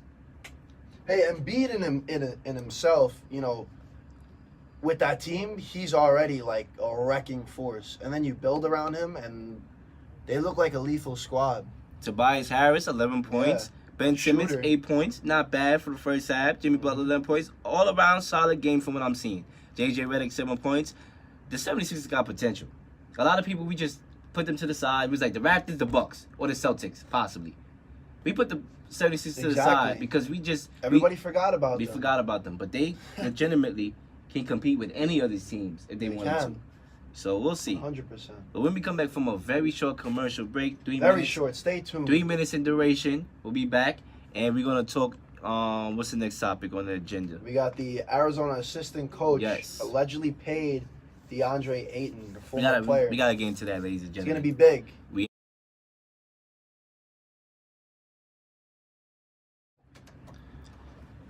Ladies and gents, we are back. We are in the huddle. The huddle. WSUC 90.5 FM, the Dragon, Kenny C, and the Real Lil. Yo. Bringing What it it to do? you What it live. do? What it do? What do we got, Lil? We got our next topic, and we're gonna we're gonna talk about this new allegations. There it Arizona is. assistant coach allegedly paid Deandre Ayton $10K per month. $10K per month. $10,000 to an athlete. $10,000 to a student athlete under the table. Wiretaps intersect like it was an interception. You know, just whoop, Hey, messing up the huddle. they caught him, They caught him. and just looking at this, Lil, this brings a lot of A controversy. lot of controversy always comes with this. I mean, college. Dude, We already what's know the going on with corruption. this? We already know the corruption in college Oh, sports. the NCAA, I don't care what anybody says. NCAA, if any of you guys are listening, come at me, because you guys are corrupt. Bring it on. You guys are Bring it corrupt. on. It's just a simple fact. Bring it on. You know, sport and society class that I'm taking here at Cortland really opened my eyes to a lot of stuff. I just had to annotate like a 50-page article the other day, and that article was all about this topic that we're talking You about see, here. you're giving the brother more work than he has to bear. All right, just by y'all not following the daggone rules. For real. All right, It's this is very controversial. It is. I mean, this goes on all the time. It's going on right now. Somebody a minute ago probably just got a check for $25K to play for a franchise. Who are we kidding? Like, hey, let's break down this issue. This goes out to all of Central New York and a live stream. If you guys want to get involved in this, 607-753-4819. Should student athletes be paid, or should they not be paid? Because this issue is huge. You got two sides. Me and Lil have arguments for both sides. One of the biggest arguments for no is exactly what I just said. Student athlete. You are there to get an education. You're a student. When you start paying these players, they are no longer amateurs and they are no longer student athletes. They're classified as professionals. So I mean, there's a lot of different felt aspects like to both sides. if they getting paid, we gotta get paid for being on the radio talking about That's what this. I'm saying. You know what I'm saying? Hey, why don't normal athletes get the FCC, opportunity to be paid? FCC, send us our check. Yeah, It's let about me that get a time. check. We've been taking I over need the a check. airwaves this whole year. Where's our check at? we've been keeping WSUC alive with our show. Imagine they sent a fine. Forget Nah. the check. Yeah, We hitting y'all with a the check fine. in those terms. But hey, this is a big deal because most of the time these athletes that they're considering, paying, such as Deandre Ayton, who got drafted to the Phoenix Suns, Yeah. obviously they have the capabilities and the skill set to be a top player in college basketball. So they're going to pay the top players.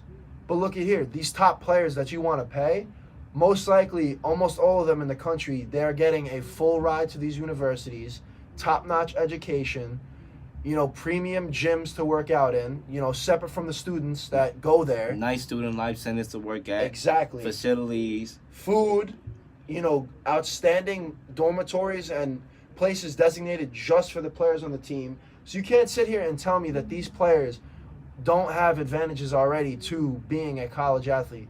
Why should they get paid when I'm sitting here with no financial aid? It's crazy because, we had kind of this discussion for briefly. We touched on it on the Real Lil Show 2 episodes ago. I had my regular guests on the show, Jen and Melanie. I saw that. Jen, she's one of the football staff members. She does the ticket sales and all that. Yeah. And she vouched for them getting paid. Oh, wow. She had quality reasons. No, She brought up there's very definitely quality, good good reasons for reasons. the other side. She was saying, how, these coaches, how much are they making? Oh, They forget getting about it. all this money. It's ridiculous. And Mulaney also brought up something too. If there wasn't for the student athletes, they wouldn't be making this money. Yeah, there's no athletic The success. student athletes is going out there going to war, putting their bodies on the line, and the coaches benefiting from the profit. So why shouldn't the Exactly. players get paid for some of it? So- And that's a compelling argument right there. So you know what I say to that? Don't pay these coaches so much darn money. I mean, you look at Nick Saban, 2019 is- season. That dude could buy a yacht and a property and buy like a whole Leo, neighborhood. It's ridiculous. He's scheduled to make $8.7 million. And Are you that's, kidding that's, me? That's what I'm saying. He's a These head coach of a coaches college team. is have That's ridiculous. enough money where if they got a recruit that they want, they have so much money they could be like, you know what? Here you go, my brother. Here's $10,000. You come on the team, and there's nothing to them. So they can do Exactly. it like this. Exactly. What prevents these coaches that's making so much money from, sliding, money, like Under the this, table like and whoop, whatnot. under the table, Yeah. it's nothing But, to them. And then there's them going off of that. The coaches get all this money. And then you have big scandals that happen. Strippers. I mean, you know about the Louisville situation. Yeah. They was ordering strippers. I mean, these guys got the whole package. Exactly. They get strippers. Under They the get table all money. that. And you want to talk about, what else? You want a Hey. marching band for these guys? Yeah. Like, come on. Defending the fact that they should get paid, for that argument, you have these colleges making millions of dollars on college football and basketball, coaches getting paid millions of dollars, the players getting none of it, and then you have players that want to go and sell their simple autograph, and they where- legit get suspended. That's where I believe they That's should be able to do it. ridiculous. I That is believe that ridiculous. players that have opportunities to get signed by like Nike, Endorsements, Adidas, exactly. endorsements, and have autographs, they could be able to make them. That's what I'm saying. Whatever. If change you're they gotta good make. enough if you're a good enough athlete where huge corporates want to endorse you and pay then you, why not? then let Then them why- do it. Don't prevent And it from that being literally comes down, Lil, to the fact that the NCAA is corrupt because they want all of the profit. They don't want to see Yeah. these student athletes make anything, and they want all the money. They don't want Exactly. controversy coming to, this guy's getting a deal from Nike. They want the attention to be If all on that's them, the and they want the case, money. If It's that's the ridiculous. case, and I don't want to sound like a playing devil's advocate, Yeah. even though it gets like that sometimes, because It sometimes does with being these- real with these we get topics. you hated in this world. So, but Real Lil. real Lil, always to the day I die. There's always going to be haters, man. If that's the case, and you're gonna pay these athletes, everybody, Mm-hmm. then if you have the money to pay these athletes, make college tuition free for the people that's non-athletes, so they make it a better environment, so everybody benefits. Yeah. Students go to school for free, athletes get paid. I mean, the only problem with that is the fact that And you can't tell me where they do don't they have get the the money. money though? You cannot tell. The government Where do they has get the money to pay all the players? The government got the money. But it's not the government for the private. But when you think about it, institutions, if they want to play all these players now, and they're going to play all these players, they might as well. I mean, that's what it's looking like. If they're going to change it. I mean, So, if they're doing stuff under the table, The NCAA make a lot of money. Colleges make a lot of money. Even non-Division 1 and 2, they make a lot of money. All right, I could go on and on. I don't want to break the system here. I'm not trying to get fined. we could. But you know, could go on and on about. You can go this. on This and on is about huge. it. But think about the environment. For example, and first of all, Sean Miller, he ain't gonna survive this because there's other reports of more players being paid from that organization. Mm-hmm. I mean, this is going on. This is an academic. Like how we talked about with steroids. Everything flows in the show. We talked about steroids, the corrupt, the advantages. That's what's going on there too. The advantages, the paying players to get them to come over here, selling them strippers. Doing all this. That's the advantages. Sports sometimes. What I said about business, I had that famous clip, all right, that I said a couple weeks ago. Yes, Business sir. is dirty, business is evil, business is corruption, business is greatness. That's just how business is. And that's just how it's always going to be at the end of the day. It's always going to be somebody bending the rules, breaking the rules. That's what goes on in sports. That's what goes on in society.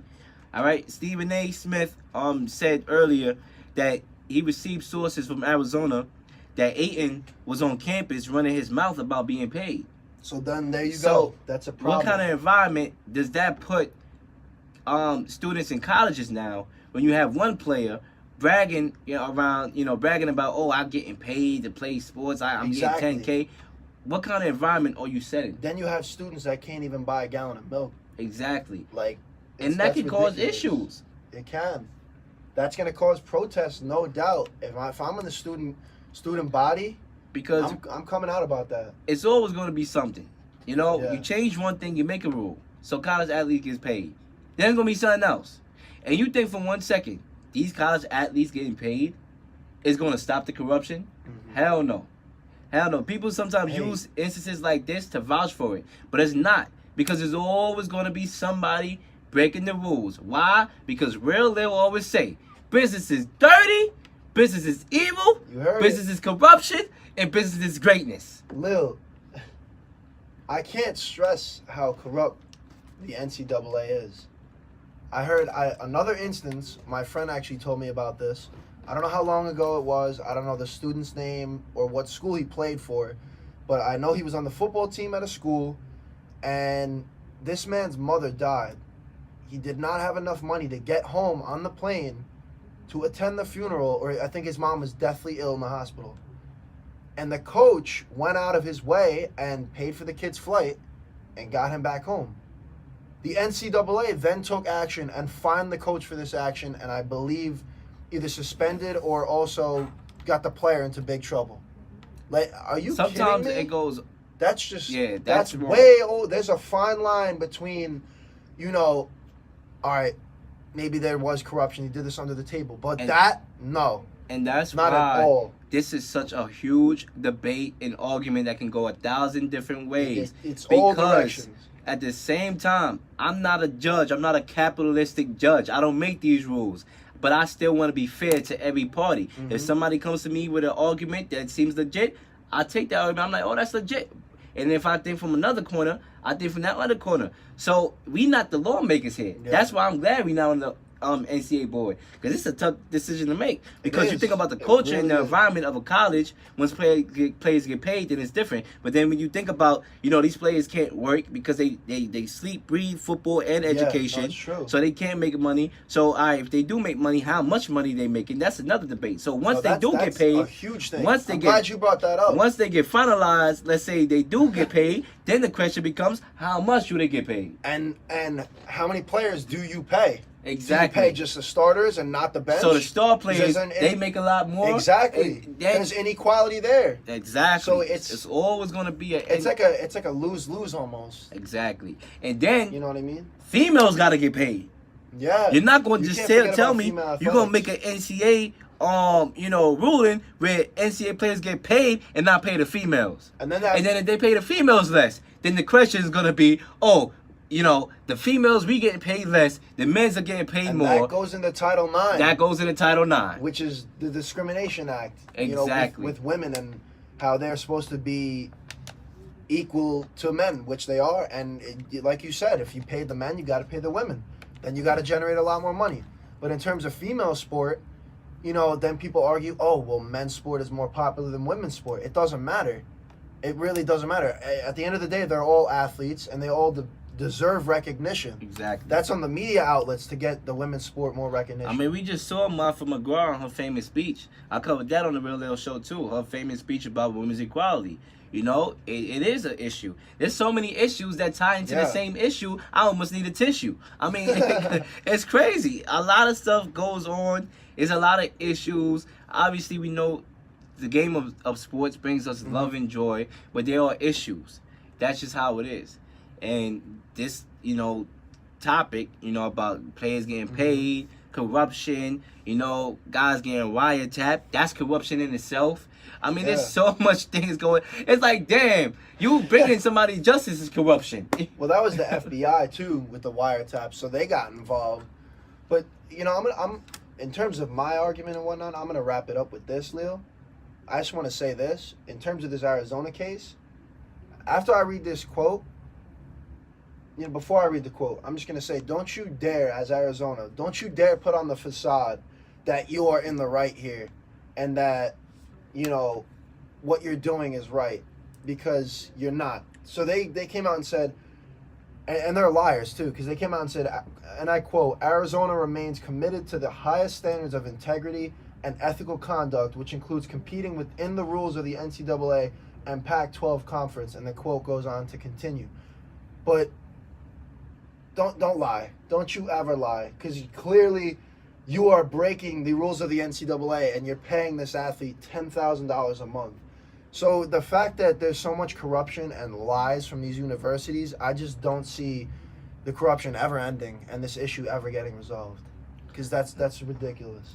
That's just what it is. It's a lot of issues in the topic of sports, but hey, at the end of the day, I mean, it may sound wrong to say this, but it is what it is. It generates ratings. It helps radio hosts come up with topics to talk about, like us. So at the end of the day, yes, we want things to be, straight and how it's supposed to be. But at the end of the day, what generates the dollar? So It's true. Once again, business is dirty, business is evil, business is corruption, and business is greatness. On to the next. Yes, sir. Ladies and gentlemen. And we will shortly go into the draft. Yes, we will. And we're going to make our statements on who we think had the best overall draft class or set of draft picks, I guess you could say. What are your thoughts on? I mean, we was here. We broadcasted the draft for 4 hours. Oh, man. We were here till 12. We was here till 12 and we got here at 6. We was in this booth for 6 hours. On the grind, ladies and It gentlemen. was on the grind. And we sat here at the number 6 pick. Me, you, my and Lord. Robert. And we was waiting for the Giants to make their pick. Mm-hmm.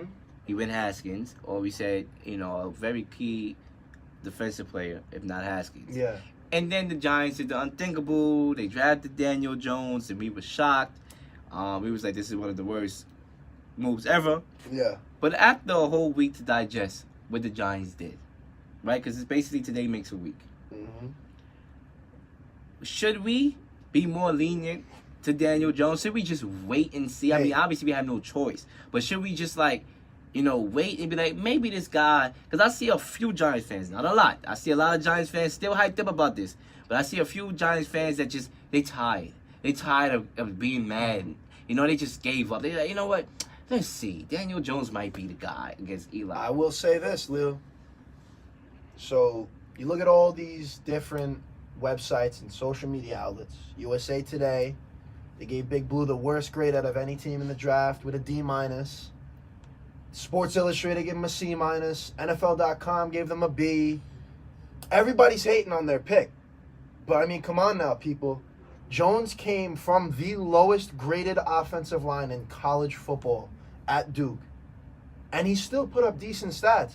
He finished with 8,201 yards, 52 touchdowns, and 29 interceptions. That's with the worst line in college football. And mind you, 2,674 of those yards came in his last season with 22 of those 52 touchdowns. So for a guy with a terrible line, that's not too shabby. And I will say this.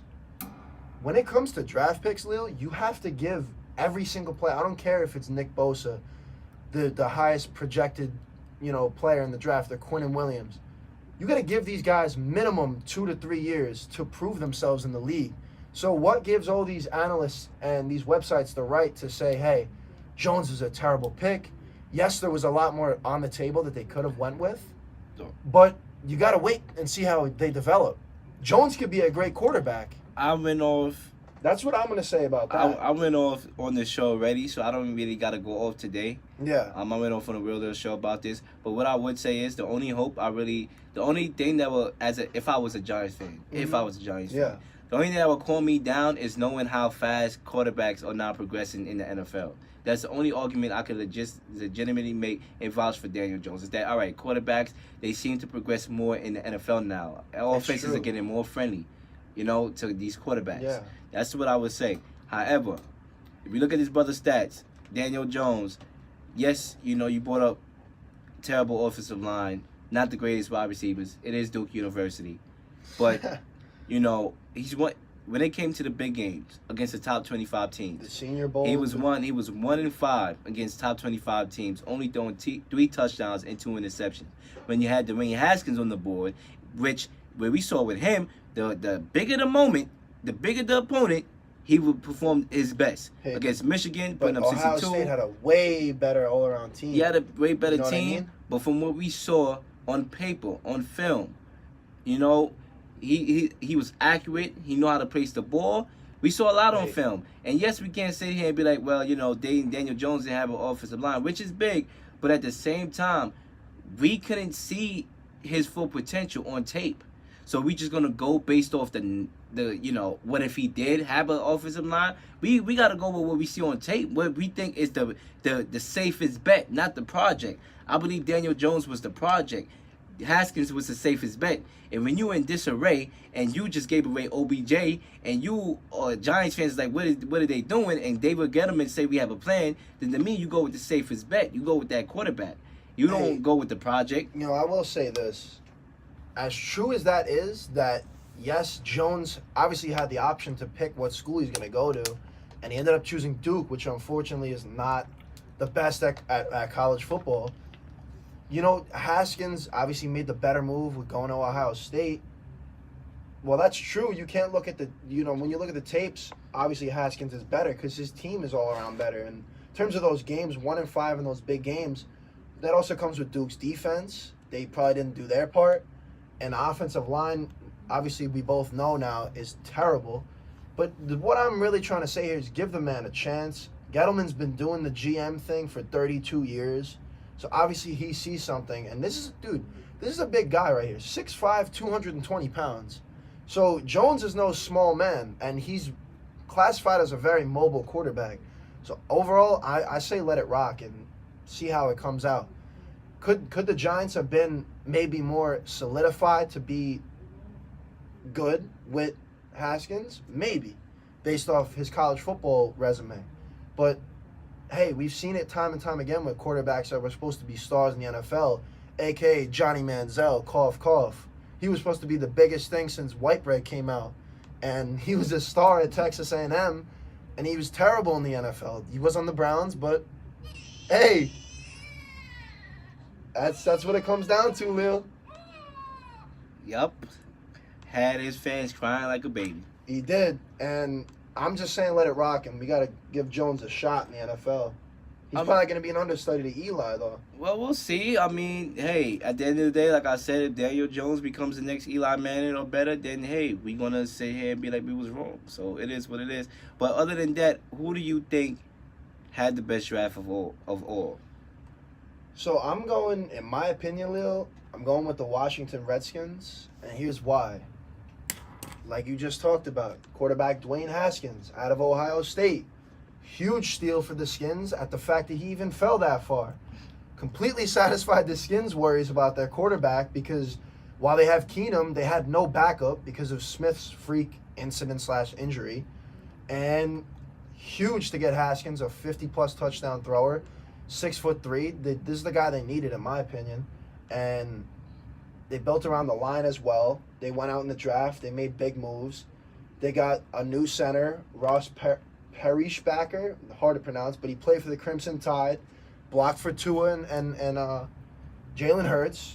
Guard Wes Martin out of Indiana University, 6'3", 315 pounds.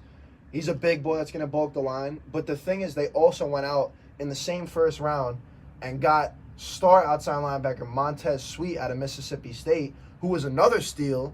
This is why 2 big steals for the Redskins. That's why I'm putting them as the best, because the fact that Montez Sweat was a top 10 ranked edge rusher, he was supposed to go in the top 10, and he didn't. The fact that he fell to 26th is incredible in itself. And with a 4.41 time at 6'6", 260 pounds, the man I told you draft day was compared to a human slinky.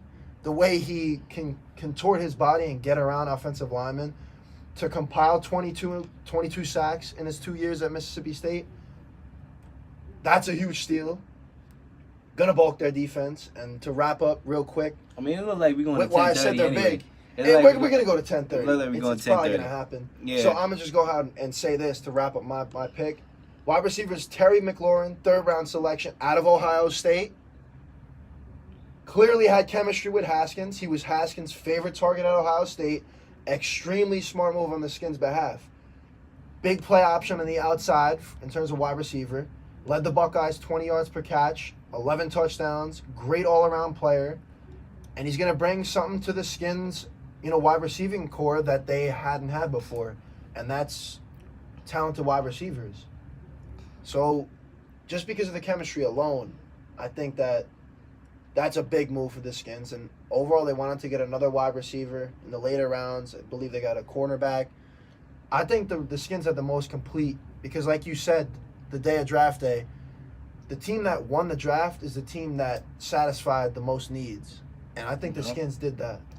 I agree that the Redskins are in the top 5 in my list, personally. I'm right up there. Vouching for number 2 or 3. Mm-hmm. I like what they did. I like what the Broncos did. I like what the Browns did. Just even if they didn't have that much picks in there, just getting that guy slipping off my head right now. They got a good player. Dang, I can't remember. It slipped off my head.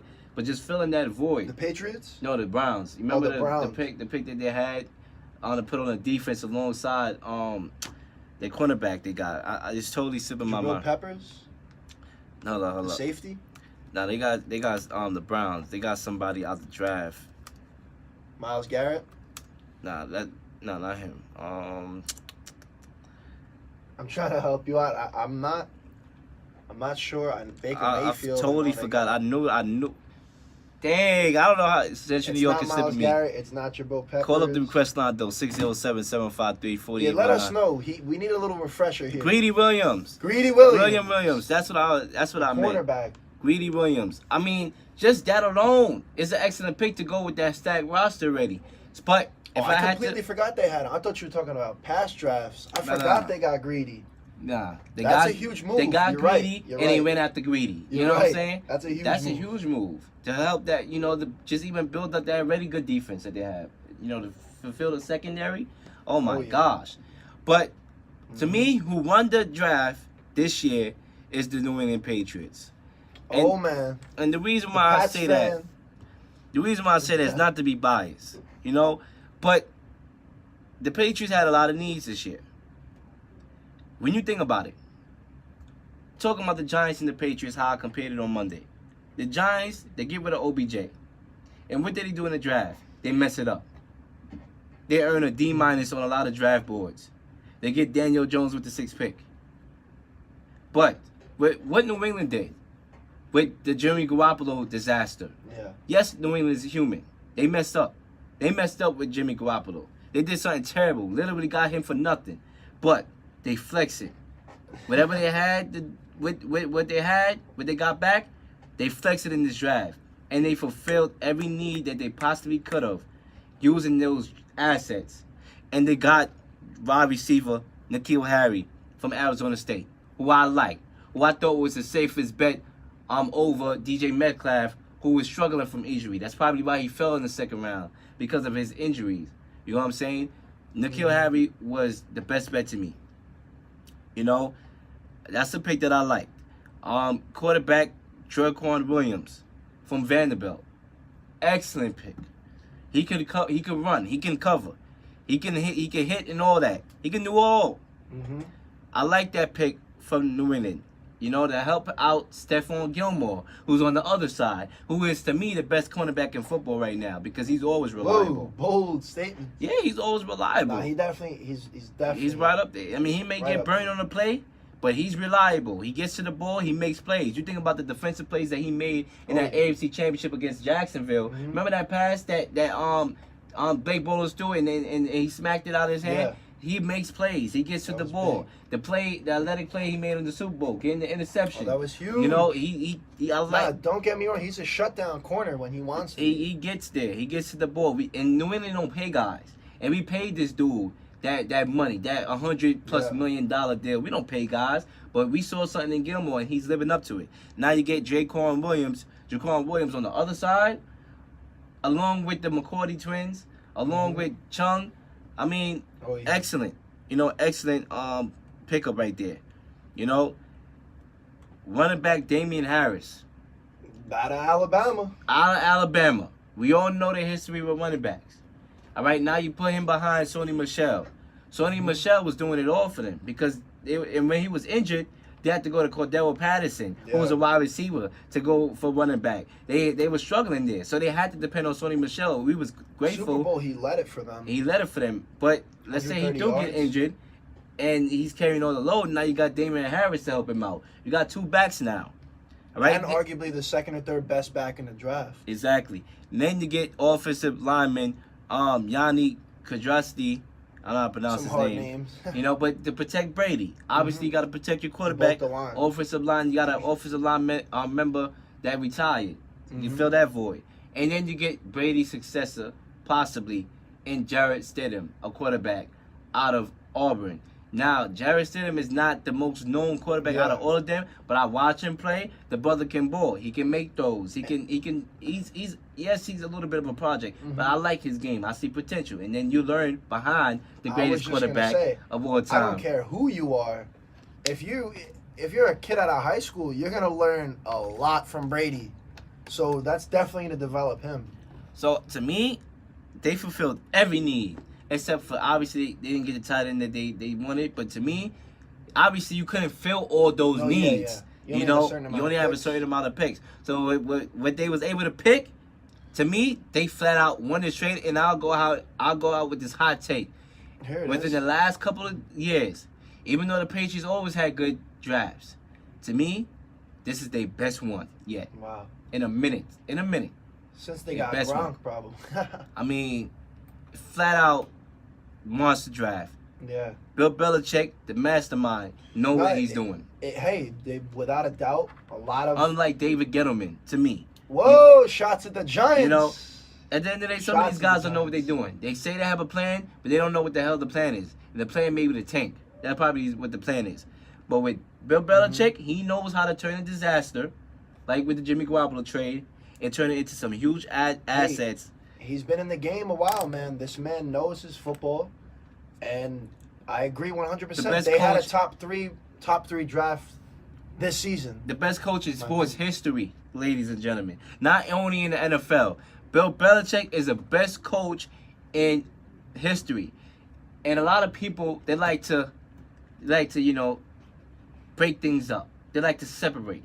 They be like, well, that takes away from Brady now. Brady can't be the GOAT because he got Bill Belichick. Oh, now we get into this. And then you go to Brady. Oh, he can't be the GOAT because Belichick. Yeah, and then Belichick, you can't be the best head coach because you got Brady. I got you. Why do you think the Patriots dynasty lasts 2 eras? Because it's a two-person game. Franchise, man. They run it. When you had the best coach ever and you had the best quarterback ever, it brings the best out of this franchise, and that's why they was able to dominate for so long. So in other words, Central New Yorkers and live stream listeners, Leo just ragged on the Giants and promoted the New England Patriots. But that is his right. This That- is the Huddle. That's how it We can is. say what we want on here about sports. That's just how it You're is. going to hear hot takes like Lil just said. But what are your thoughts, real quick, to wrap it up before we go on a commercial break? Yes, sir. What are your thoughts on Green Bay? And did you, because you a Green Bay guy, Yeah. did you like So- what you got? Overall, I like Green Bay's draft. And the reason why is obviously we go 12th overall. This was an iffy pick, but we get Rashawn Gary out of Michigan. And the biggest thing with him, he only played 9 games last season, 3.5 sacks. But the thing is, they used him for a lot of coverage plays against tight ends, and they allowed the other interior linemen to get at the quarterback. So you can't blame him for that. But the biggest thing was his production overall. He was injured. He had a banged-up shoulder. I think he tore his labrum. So the thing with him, he's just a boomer bust pick. And we got to see how he plays in the pros. He's hell of an athletic player. About 6'4", 240. This man ran like a 4.40. So 4. yeah, there you go. He's got undoubtable talent. And then next we go with Donald Savage I like that pick. out of Maryland. I like that pick. That's a solid safety I like pick. that. I like that pick. He's gonna go up with Amos, who we got from the Bears, Amos, whatever you want to call it. Who we got in free agency, a solid safety, and I believe we're gonna put Savage at free safety, so that stacks up our defense even more. And Matt LaFleur, our head coach, knows what he's doing in terms of the defense, because we went out and got Preston Smith, Ladarius Smith, and we got, I forget his name right now. I know his first name is Billy, but another offensive lineman for Aaron Rodgers. And then we went out. We also got Kingsley Keke, who's an underrated Kiki, defensive love me? lineman. Big guy from Texas Tech. Are you rating? This man is singing over here. Overall, Lil, to wrap it up, we also got Elton Jenkins, I believe is his name. Another guard to bulk up the line. We've had our line problems last year. I like Green Bay's draft overall because not only did we bulk the offensive line for Rodgers, You focus on the defense. but yeah, we got a lot of defense. And our defenses are ranked, 18th and 19th in the league. So we weren't doing too hot last season. We bulked that up for sure. And we also got a big tight end in Sternberger, I believe his name is, from Texas Tech. Or Texas A&M, one of the two. But he's a big boy as well at the tight end position. And I believe he's going to learn from Jimmy Graham and help bulk the offense. So overall, I like Green Bay's picks. And real quick, before we do go on a commercial break, we got to talk about Tua. Tua. Tagovailoa. It's a hard one.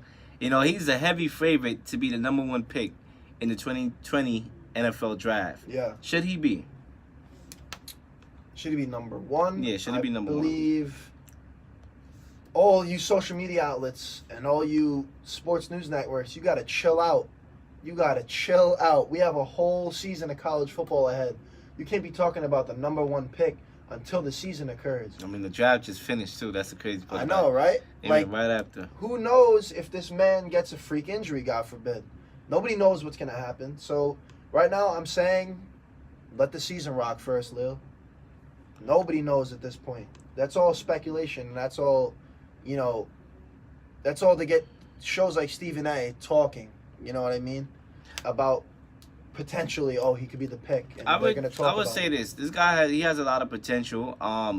He's got a good for track the record. most half, outside of the last couple of games, Mhm. because we got to remember this brother was dealing with an injury, and he didn't look that great in the game in the SEC championship against Georgia. He didn't look that great against Clemson. Yeah. Threw that interception. was shaky, Threw 2 man. interceptions, I believe, in that game. And they brought in Hurts. They brought in But the for a backup. long period of time that year, he didn't throw an interception. It came to like mid-season where against LSU he threw his first interception. This guy's very accurate with the ball. He's a great quarterback. crazy accurate with the ball. And he's a very good he quarterback. gets you with his legs as He well. can get you with the legs. To be honest with you, Mhm. as long as he can sustain, like how he didn't last year, if he could sustain his play and obviously don't have to deal with the injuries, to me, Yeah. I mean, it sets them up to be the first pick. And then you got the Dolphins, who's projected to be the team picking first. Now I'm like, okay, let the Dolphins play first. Let them get on the field. Let them have training camp and all that stuff first. But that brings a thing that I said to myself. I'm like, Josh Rosen, he might be in the same predicament that he was on the Cardinals. Because the Cardinals, Yeah, he drafted him first, and guess what? They went to Kyler Murray next year. And the Dolphins, who got him for nothing really, they can, if he doesn't succeed, they could go for Tua. I mean, I feel like the Dolphins are a little better off than the Cardinals were. So you gotta, again, like I said, you gotta wait, and we gotta see if Rosen. I always said Josh Allen, Josh Rosen. You gotta see if he balls out during the season in the starting job. How he does this season could very much so, like you said, he could be in the same predicament, and that could determine if they get Tua. True. But Tua's going to be right up there. Another quarterback that I like, real quick, is Christian Herbert out of Oregon. I just want to see a little bit more consistency, but the talent is there. Yeah. The size is there. You know, he could throw nice spirals. He got the strong arm. He just got to be a little bit more consistent, and I believe that him coming back this year was a good thing because now he gets a whole nother year to show the teams in the NFL that will likely be drafting him that, all right, he is that guy, and he can go first round. So when we come back from a commercial break, we're going to go in, we got Kenny C's Hockey Talk. We got some NBA predictions. And y'all know how it is. 607-753-4819 is the request line. You still got time to call up. Once again, 607-753-4819. The call lines were flooded.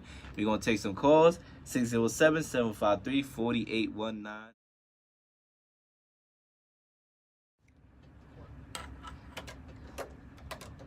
Yes. Ladies and gentlemen, we are back. WSUC 90.5 FM, The Dragon. You're back in the huddle with the real Lil and Kenny C. And I'm going to start this off. It's 10:13 p.m. Central New Yorkers live stream listeners, stay with me. I'm bringing you some hockey talk. To start it off, obviously everyone knows, sports fans, you all know, the NHL playoffs have been well underway. And I'm going to start it off with my favorite team and the team that was the underdog the entire season, and I hate what's going on right now. A lot of my uncles back home and my family back home knows what we're going through, and my boy Rob from back home. The Islanders are in some trouble. And let me start it off. The biggest thing on my mind is that they've been disappointing us in this series. We went out in the first round, and we completely shocked the world, shocked the country, shocked hockey fans, even Islander fans, because we swept the Pittsburgh Penguins, who have a track record of being one of the top NHL teams. We shut them down. We made it to the second round. We waited for the Capitals and the Hurricanes, and the Canes came out in Game 7 and beat the Capitals to play us. I was thinking in my mind, we got this. Hey, Hurricanes were a wild card team at best. Yes, they beat the Capitals, but this is our year. We got the team. We swept the Penguins. Now we got home ice. Has not been the case for the New York Islanders. They've been very disappointing to say the least. They dropped the first 2 home games in Brooklyn, which should have been in Uniondale, Long Island, in my opinion. Get out of here with that. Why would we go back to the Barclays after we were at the Coliseum, the barn as it's called? Everybody loves that place if you're an Islander fan. The electricity in the building is just amazing. And to go back to Barclays, I feel like that swayed the fan base a little bit. The presence of the fans was very much so alive and still, strong in the building in the Barclays in Game 1 and Game 2. But I have no idea what happened. The team has just folded on itself. First game, we were looking like Islanders hockey, how we played the Penguins. We came out hard, solid defense, great goaltending by Leonard. But the fact that they couldn't generate a single goal of offense in the first 3 periods in that first game really got to a lot of Islander fans and worried us. Because, we had a lot of chances to score and we couldn't cash in on it. The Hurricanes, they're nicknamed a bunch of jerks. And they are. They're a hard forechecking team, young talented team like the Islanders with a mix of veteran talent with Justin Williams, their captain. And the goaltender, Peter Mrazek, was outstanding in that game, as was Leonard. But the first game, they kind of got manhandled in terms of offense. They couldn't get anything going. They got good chances, but they couldn't cash in. And then overtime starts, and we're all biting our nails again because, we didn't generate any offense for the first 3 periods. So what are they going to do? Are they going to score and win this game? And no, instead, Cal Clutterbuck had one of the worst games he's ever had as an Islander. and he took a costly double minor in the one of the periods. I think it was the third. That took away from offense time. And then in overtime, he cost us the entire game. We're in the offensive zone. He takes a pass about, right near the Canes' blue line. We're still in the offensive zone. And instead of taking a shot on the net, this man does the stupidest move he could do and tries to pass the puck behind him, no-look pass across the blue line, which gets taken, goes the other way. Nino Niederreiter puts it off the boards, and Jordan Staal puts it in off a bank off the boards, puts it right past the outstretched skate of Robin Leonard, and we go down 0-1 in the series. We had home ice advantage. We blew the first game. Islander fans are optimistic. We're like, okay, we're going to go into the next game, and we're going to win it. We're going to come off strong, and we're going to bounce back because we've been in adversity before. Or not really in the first round, but we have adversity now, but we have the group to do it. Not the case. Game 2, the Islanders completely outplay the Hurricanes, but we're just legit completely unlucky. They hit 2 crossbars, multiple chances to score, and they score off a rather lucky play, which was off Barzal's stick. Barzal shot it, went off a Carolina defenseman and into the net, so bad bounce for Peter Mrazek. Islanders are up 1-0 the first, and then we fall apart. The defense was lackluster in the third. We were strong throughout first 2 periods. The Islanders, it was just a series of unfortunate events. Terrible luck for the team. The forward lines, I don't know what was going on. With in terms of the defense, Pulock and Pelech, who stepped up in the playoffs and have been, otherwise outstanding for us, this duo was terrible in this game. And Hickey and Leddy, the other defensive pairing, were not much better. The Islanders come out in the third period, 45 seconds total, 2 goals are scored on them early in the third. And Islander fans are sitting there with their mouths open. What's going on? They played terrible hockey in the third period. The Hurricanes took over. They won the game. And, the Islanders were just stunned the rest of the game. They couldn't do anything. They couldn't get any offense going. And even when we had a prime chance in the second period, or I think it was the third, one of the two, to take another goal up on the scoreboard, Scott Mayfield, the defenseman, completely fans on a puck that should be in the net. So I just don't understand what's been going on with the Islanders. And Barry Trotz came out after we dropped that other game, Game 2. That's 2 games at home we dropped. We're going to Carolina, in Raleigh, South Carolina, North Carolina, wherever it is. And we have optimism. Barry Trotz says, plain and simple, we're going to go to Carolina. We're going to win these next 2 games. We're going to tie the series. I hate to break it to you, Barry, but the boys did not play like that whatsoever. Game 3, they get completely manhandled. Last night, a horrendous game. Completely screwed my night up because, I had optimism once we tied the game in the second period off of Josh Bailey's beautiful goal. It was 2-2 going into the third. I'm like, come on, boys, we have to do this. I'm biting my nails. And then they shut down. The Islanders completely shut down. They played with no sense of urgency. We needed the sense of urgency. It was not there. The defense was horrendous. Robin Leonard can only do so much. A lot of Islander fans are saying, play Thomas Greiss in this next game on Friday. While that could be true, maybe switch it up, I don't think so. We need to switch the lines around. The offense was terrible in the third game. Switch the lines around. Barry, get something going. If these guys don't play with a sense of urgency, we're packing our bags and the brooms are coming out. We're getting swept and we're going back to Long Island or Brooklyn, and we're not, continuing the historic season that we're having. I will say this. Only 4 teams in NHL history have ever come back down 3-0 to win the series. One of these teams was the 1975 New York Islanders against the Pittsburgh Penguins. Down 3-0, they came back and won it. So if you guys want to repeat history, start generating offense, tighten up defensively like we've been all year with the three-man back, one forward dropping back with the 2 defenders. And either Leonard or Greiss, who's ever getting the start. Leonard's been playing outstanding. I can't complain at all from that man. He did have a costly move that cost us the lead or the tie in the third game. He should have passed the puck in forward of him or behind him. Instead, he passed it in front, and it carried off the boards, and Justin Williams was able to put it home. That right there was the dagger for me. But overall, New York Islander fans, We got work to do, big time. And Friday, tomorrow night, 7 o'clock, I'm looking for Barry Trotz to get these boys going because we need some damn urgency in that locker room. Get Eye of the Tiger playing. Do something because the New York Islanders are hanging on by a thread. And real quick, just to wrap up my hockey segment, just to give you guys a live look at what else is going on with the other playoff series, the Boston Bruins just won a huge game against the Columbus Blue Jackets and tied the series 2 apiece. Bruins are relentless. Jackets are relentless. That's going to Game 7 in my opinion. And last night, the Dallas Stars tied the series against the St. Louis Blues 4-2. I could see that going to Game 7. Another huge playoff series that we've seen so far. The rookie goaltender for the St. Louis Blues, Jordan Binnington, outstanding. This man's a rookie goaltender, and he's in the second round of the playoffs. Strong as ever for the St. Louis Blues. I'm looking for big results out of that series. I'm calling 2 Game 7s with those. And the final series is the San Jose Sharks and the Colorado Avalanche. The Sharks lead the series 2-1. They're playing right now. First period's underway. I'm looking for the Avalanche to bounce back. Nathan McKinnon, get your guys rallied and tie that series up. Otherwise, Sharks go up 3-1. You're in some trouble. And I will sign off with this for my hockey talk.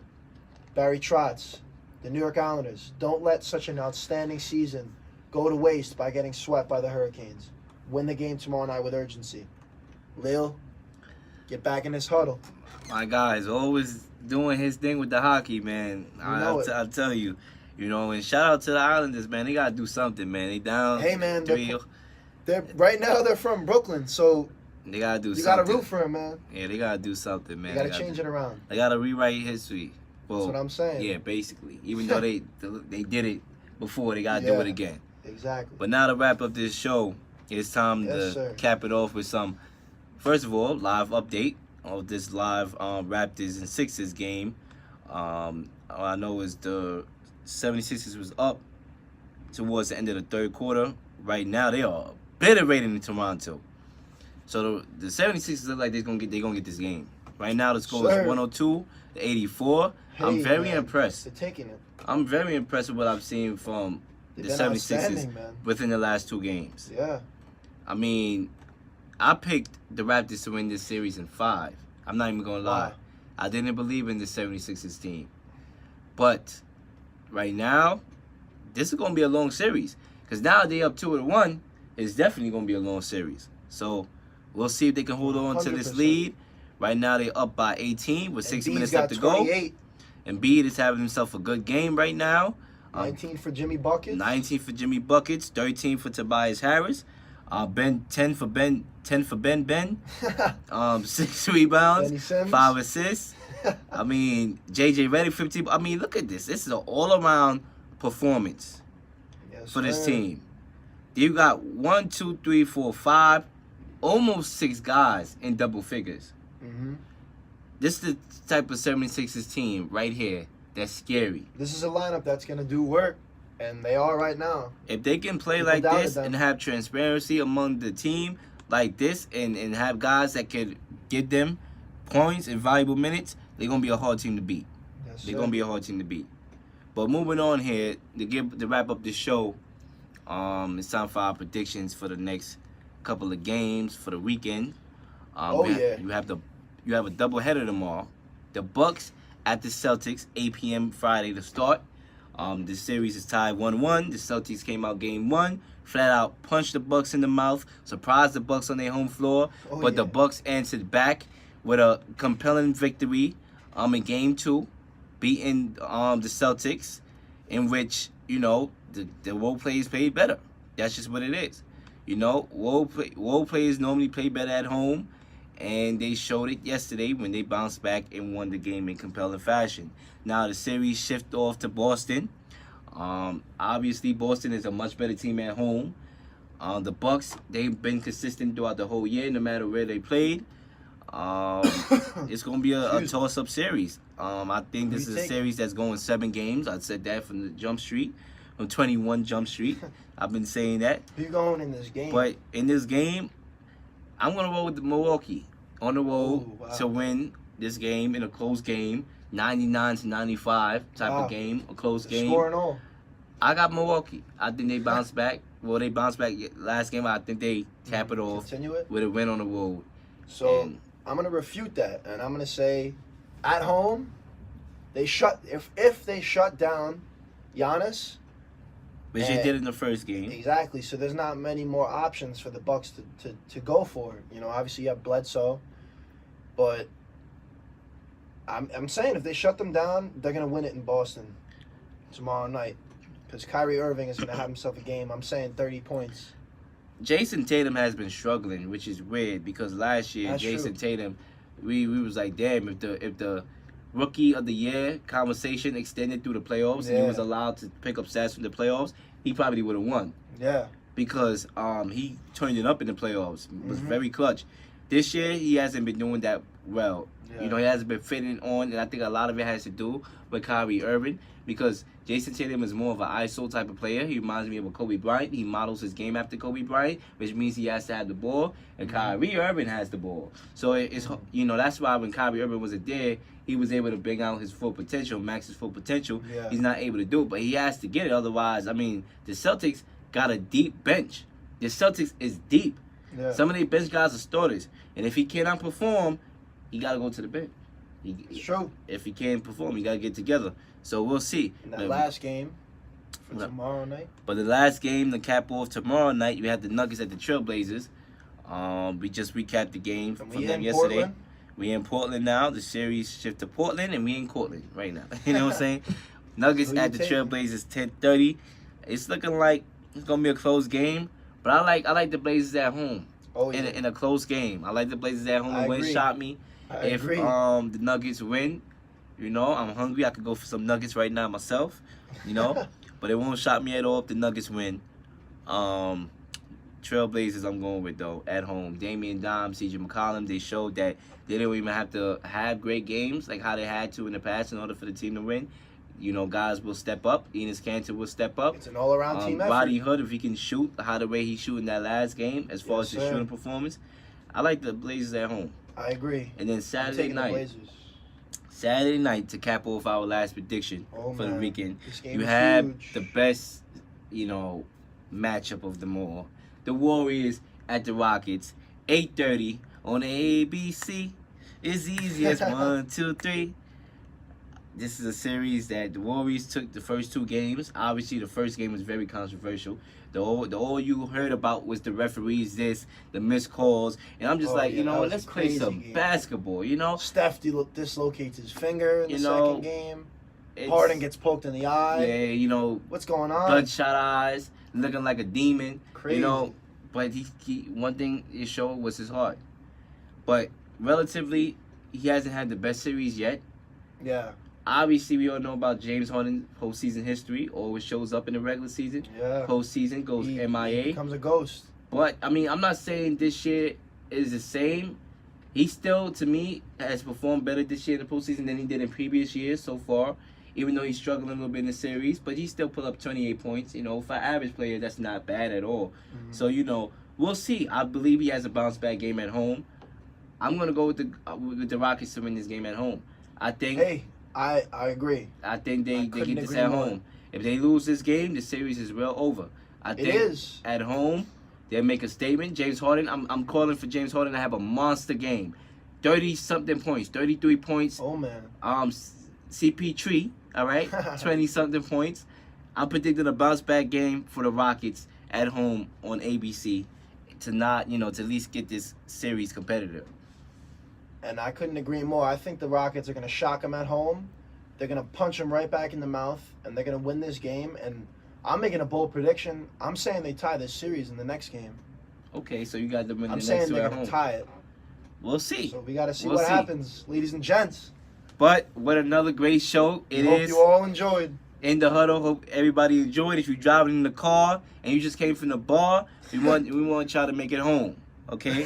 Follow the stars. Yes, all right? sir. 10:30 p.m. 10:30. And always remember, ladies and gentlemen, I'm gonna wrap up with this. Business is dirty. Business is evil. Business is corruption. And business is greatness. One love. One love.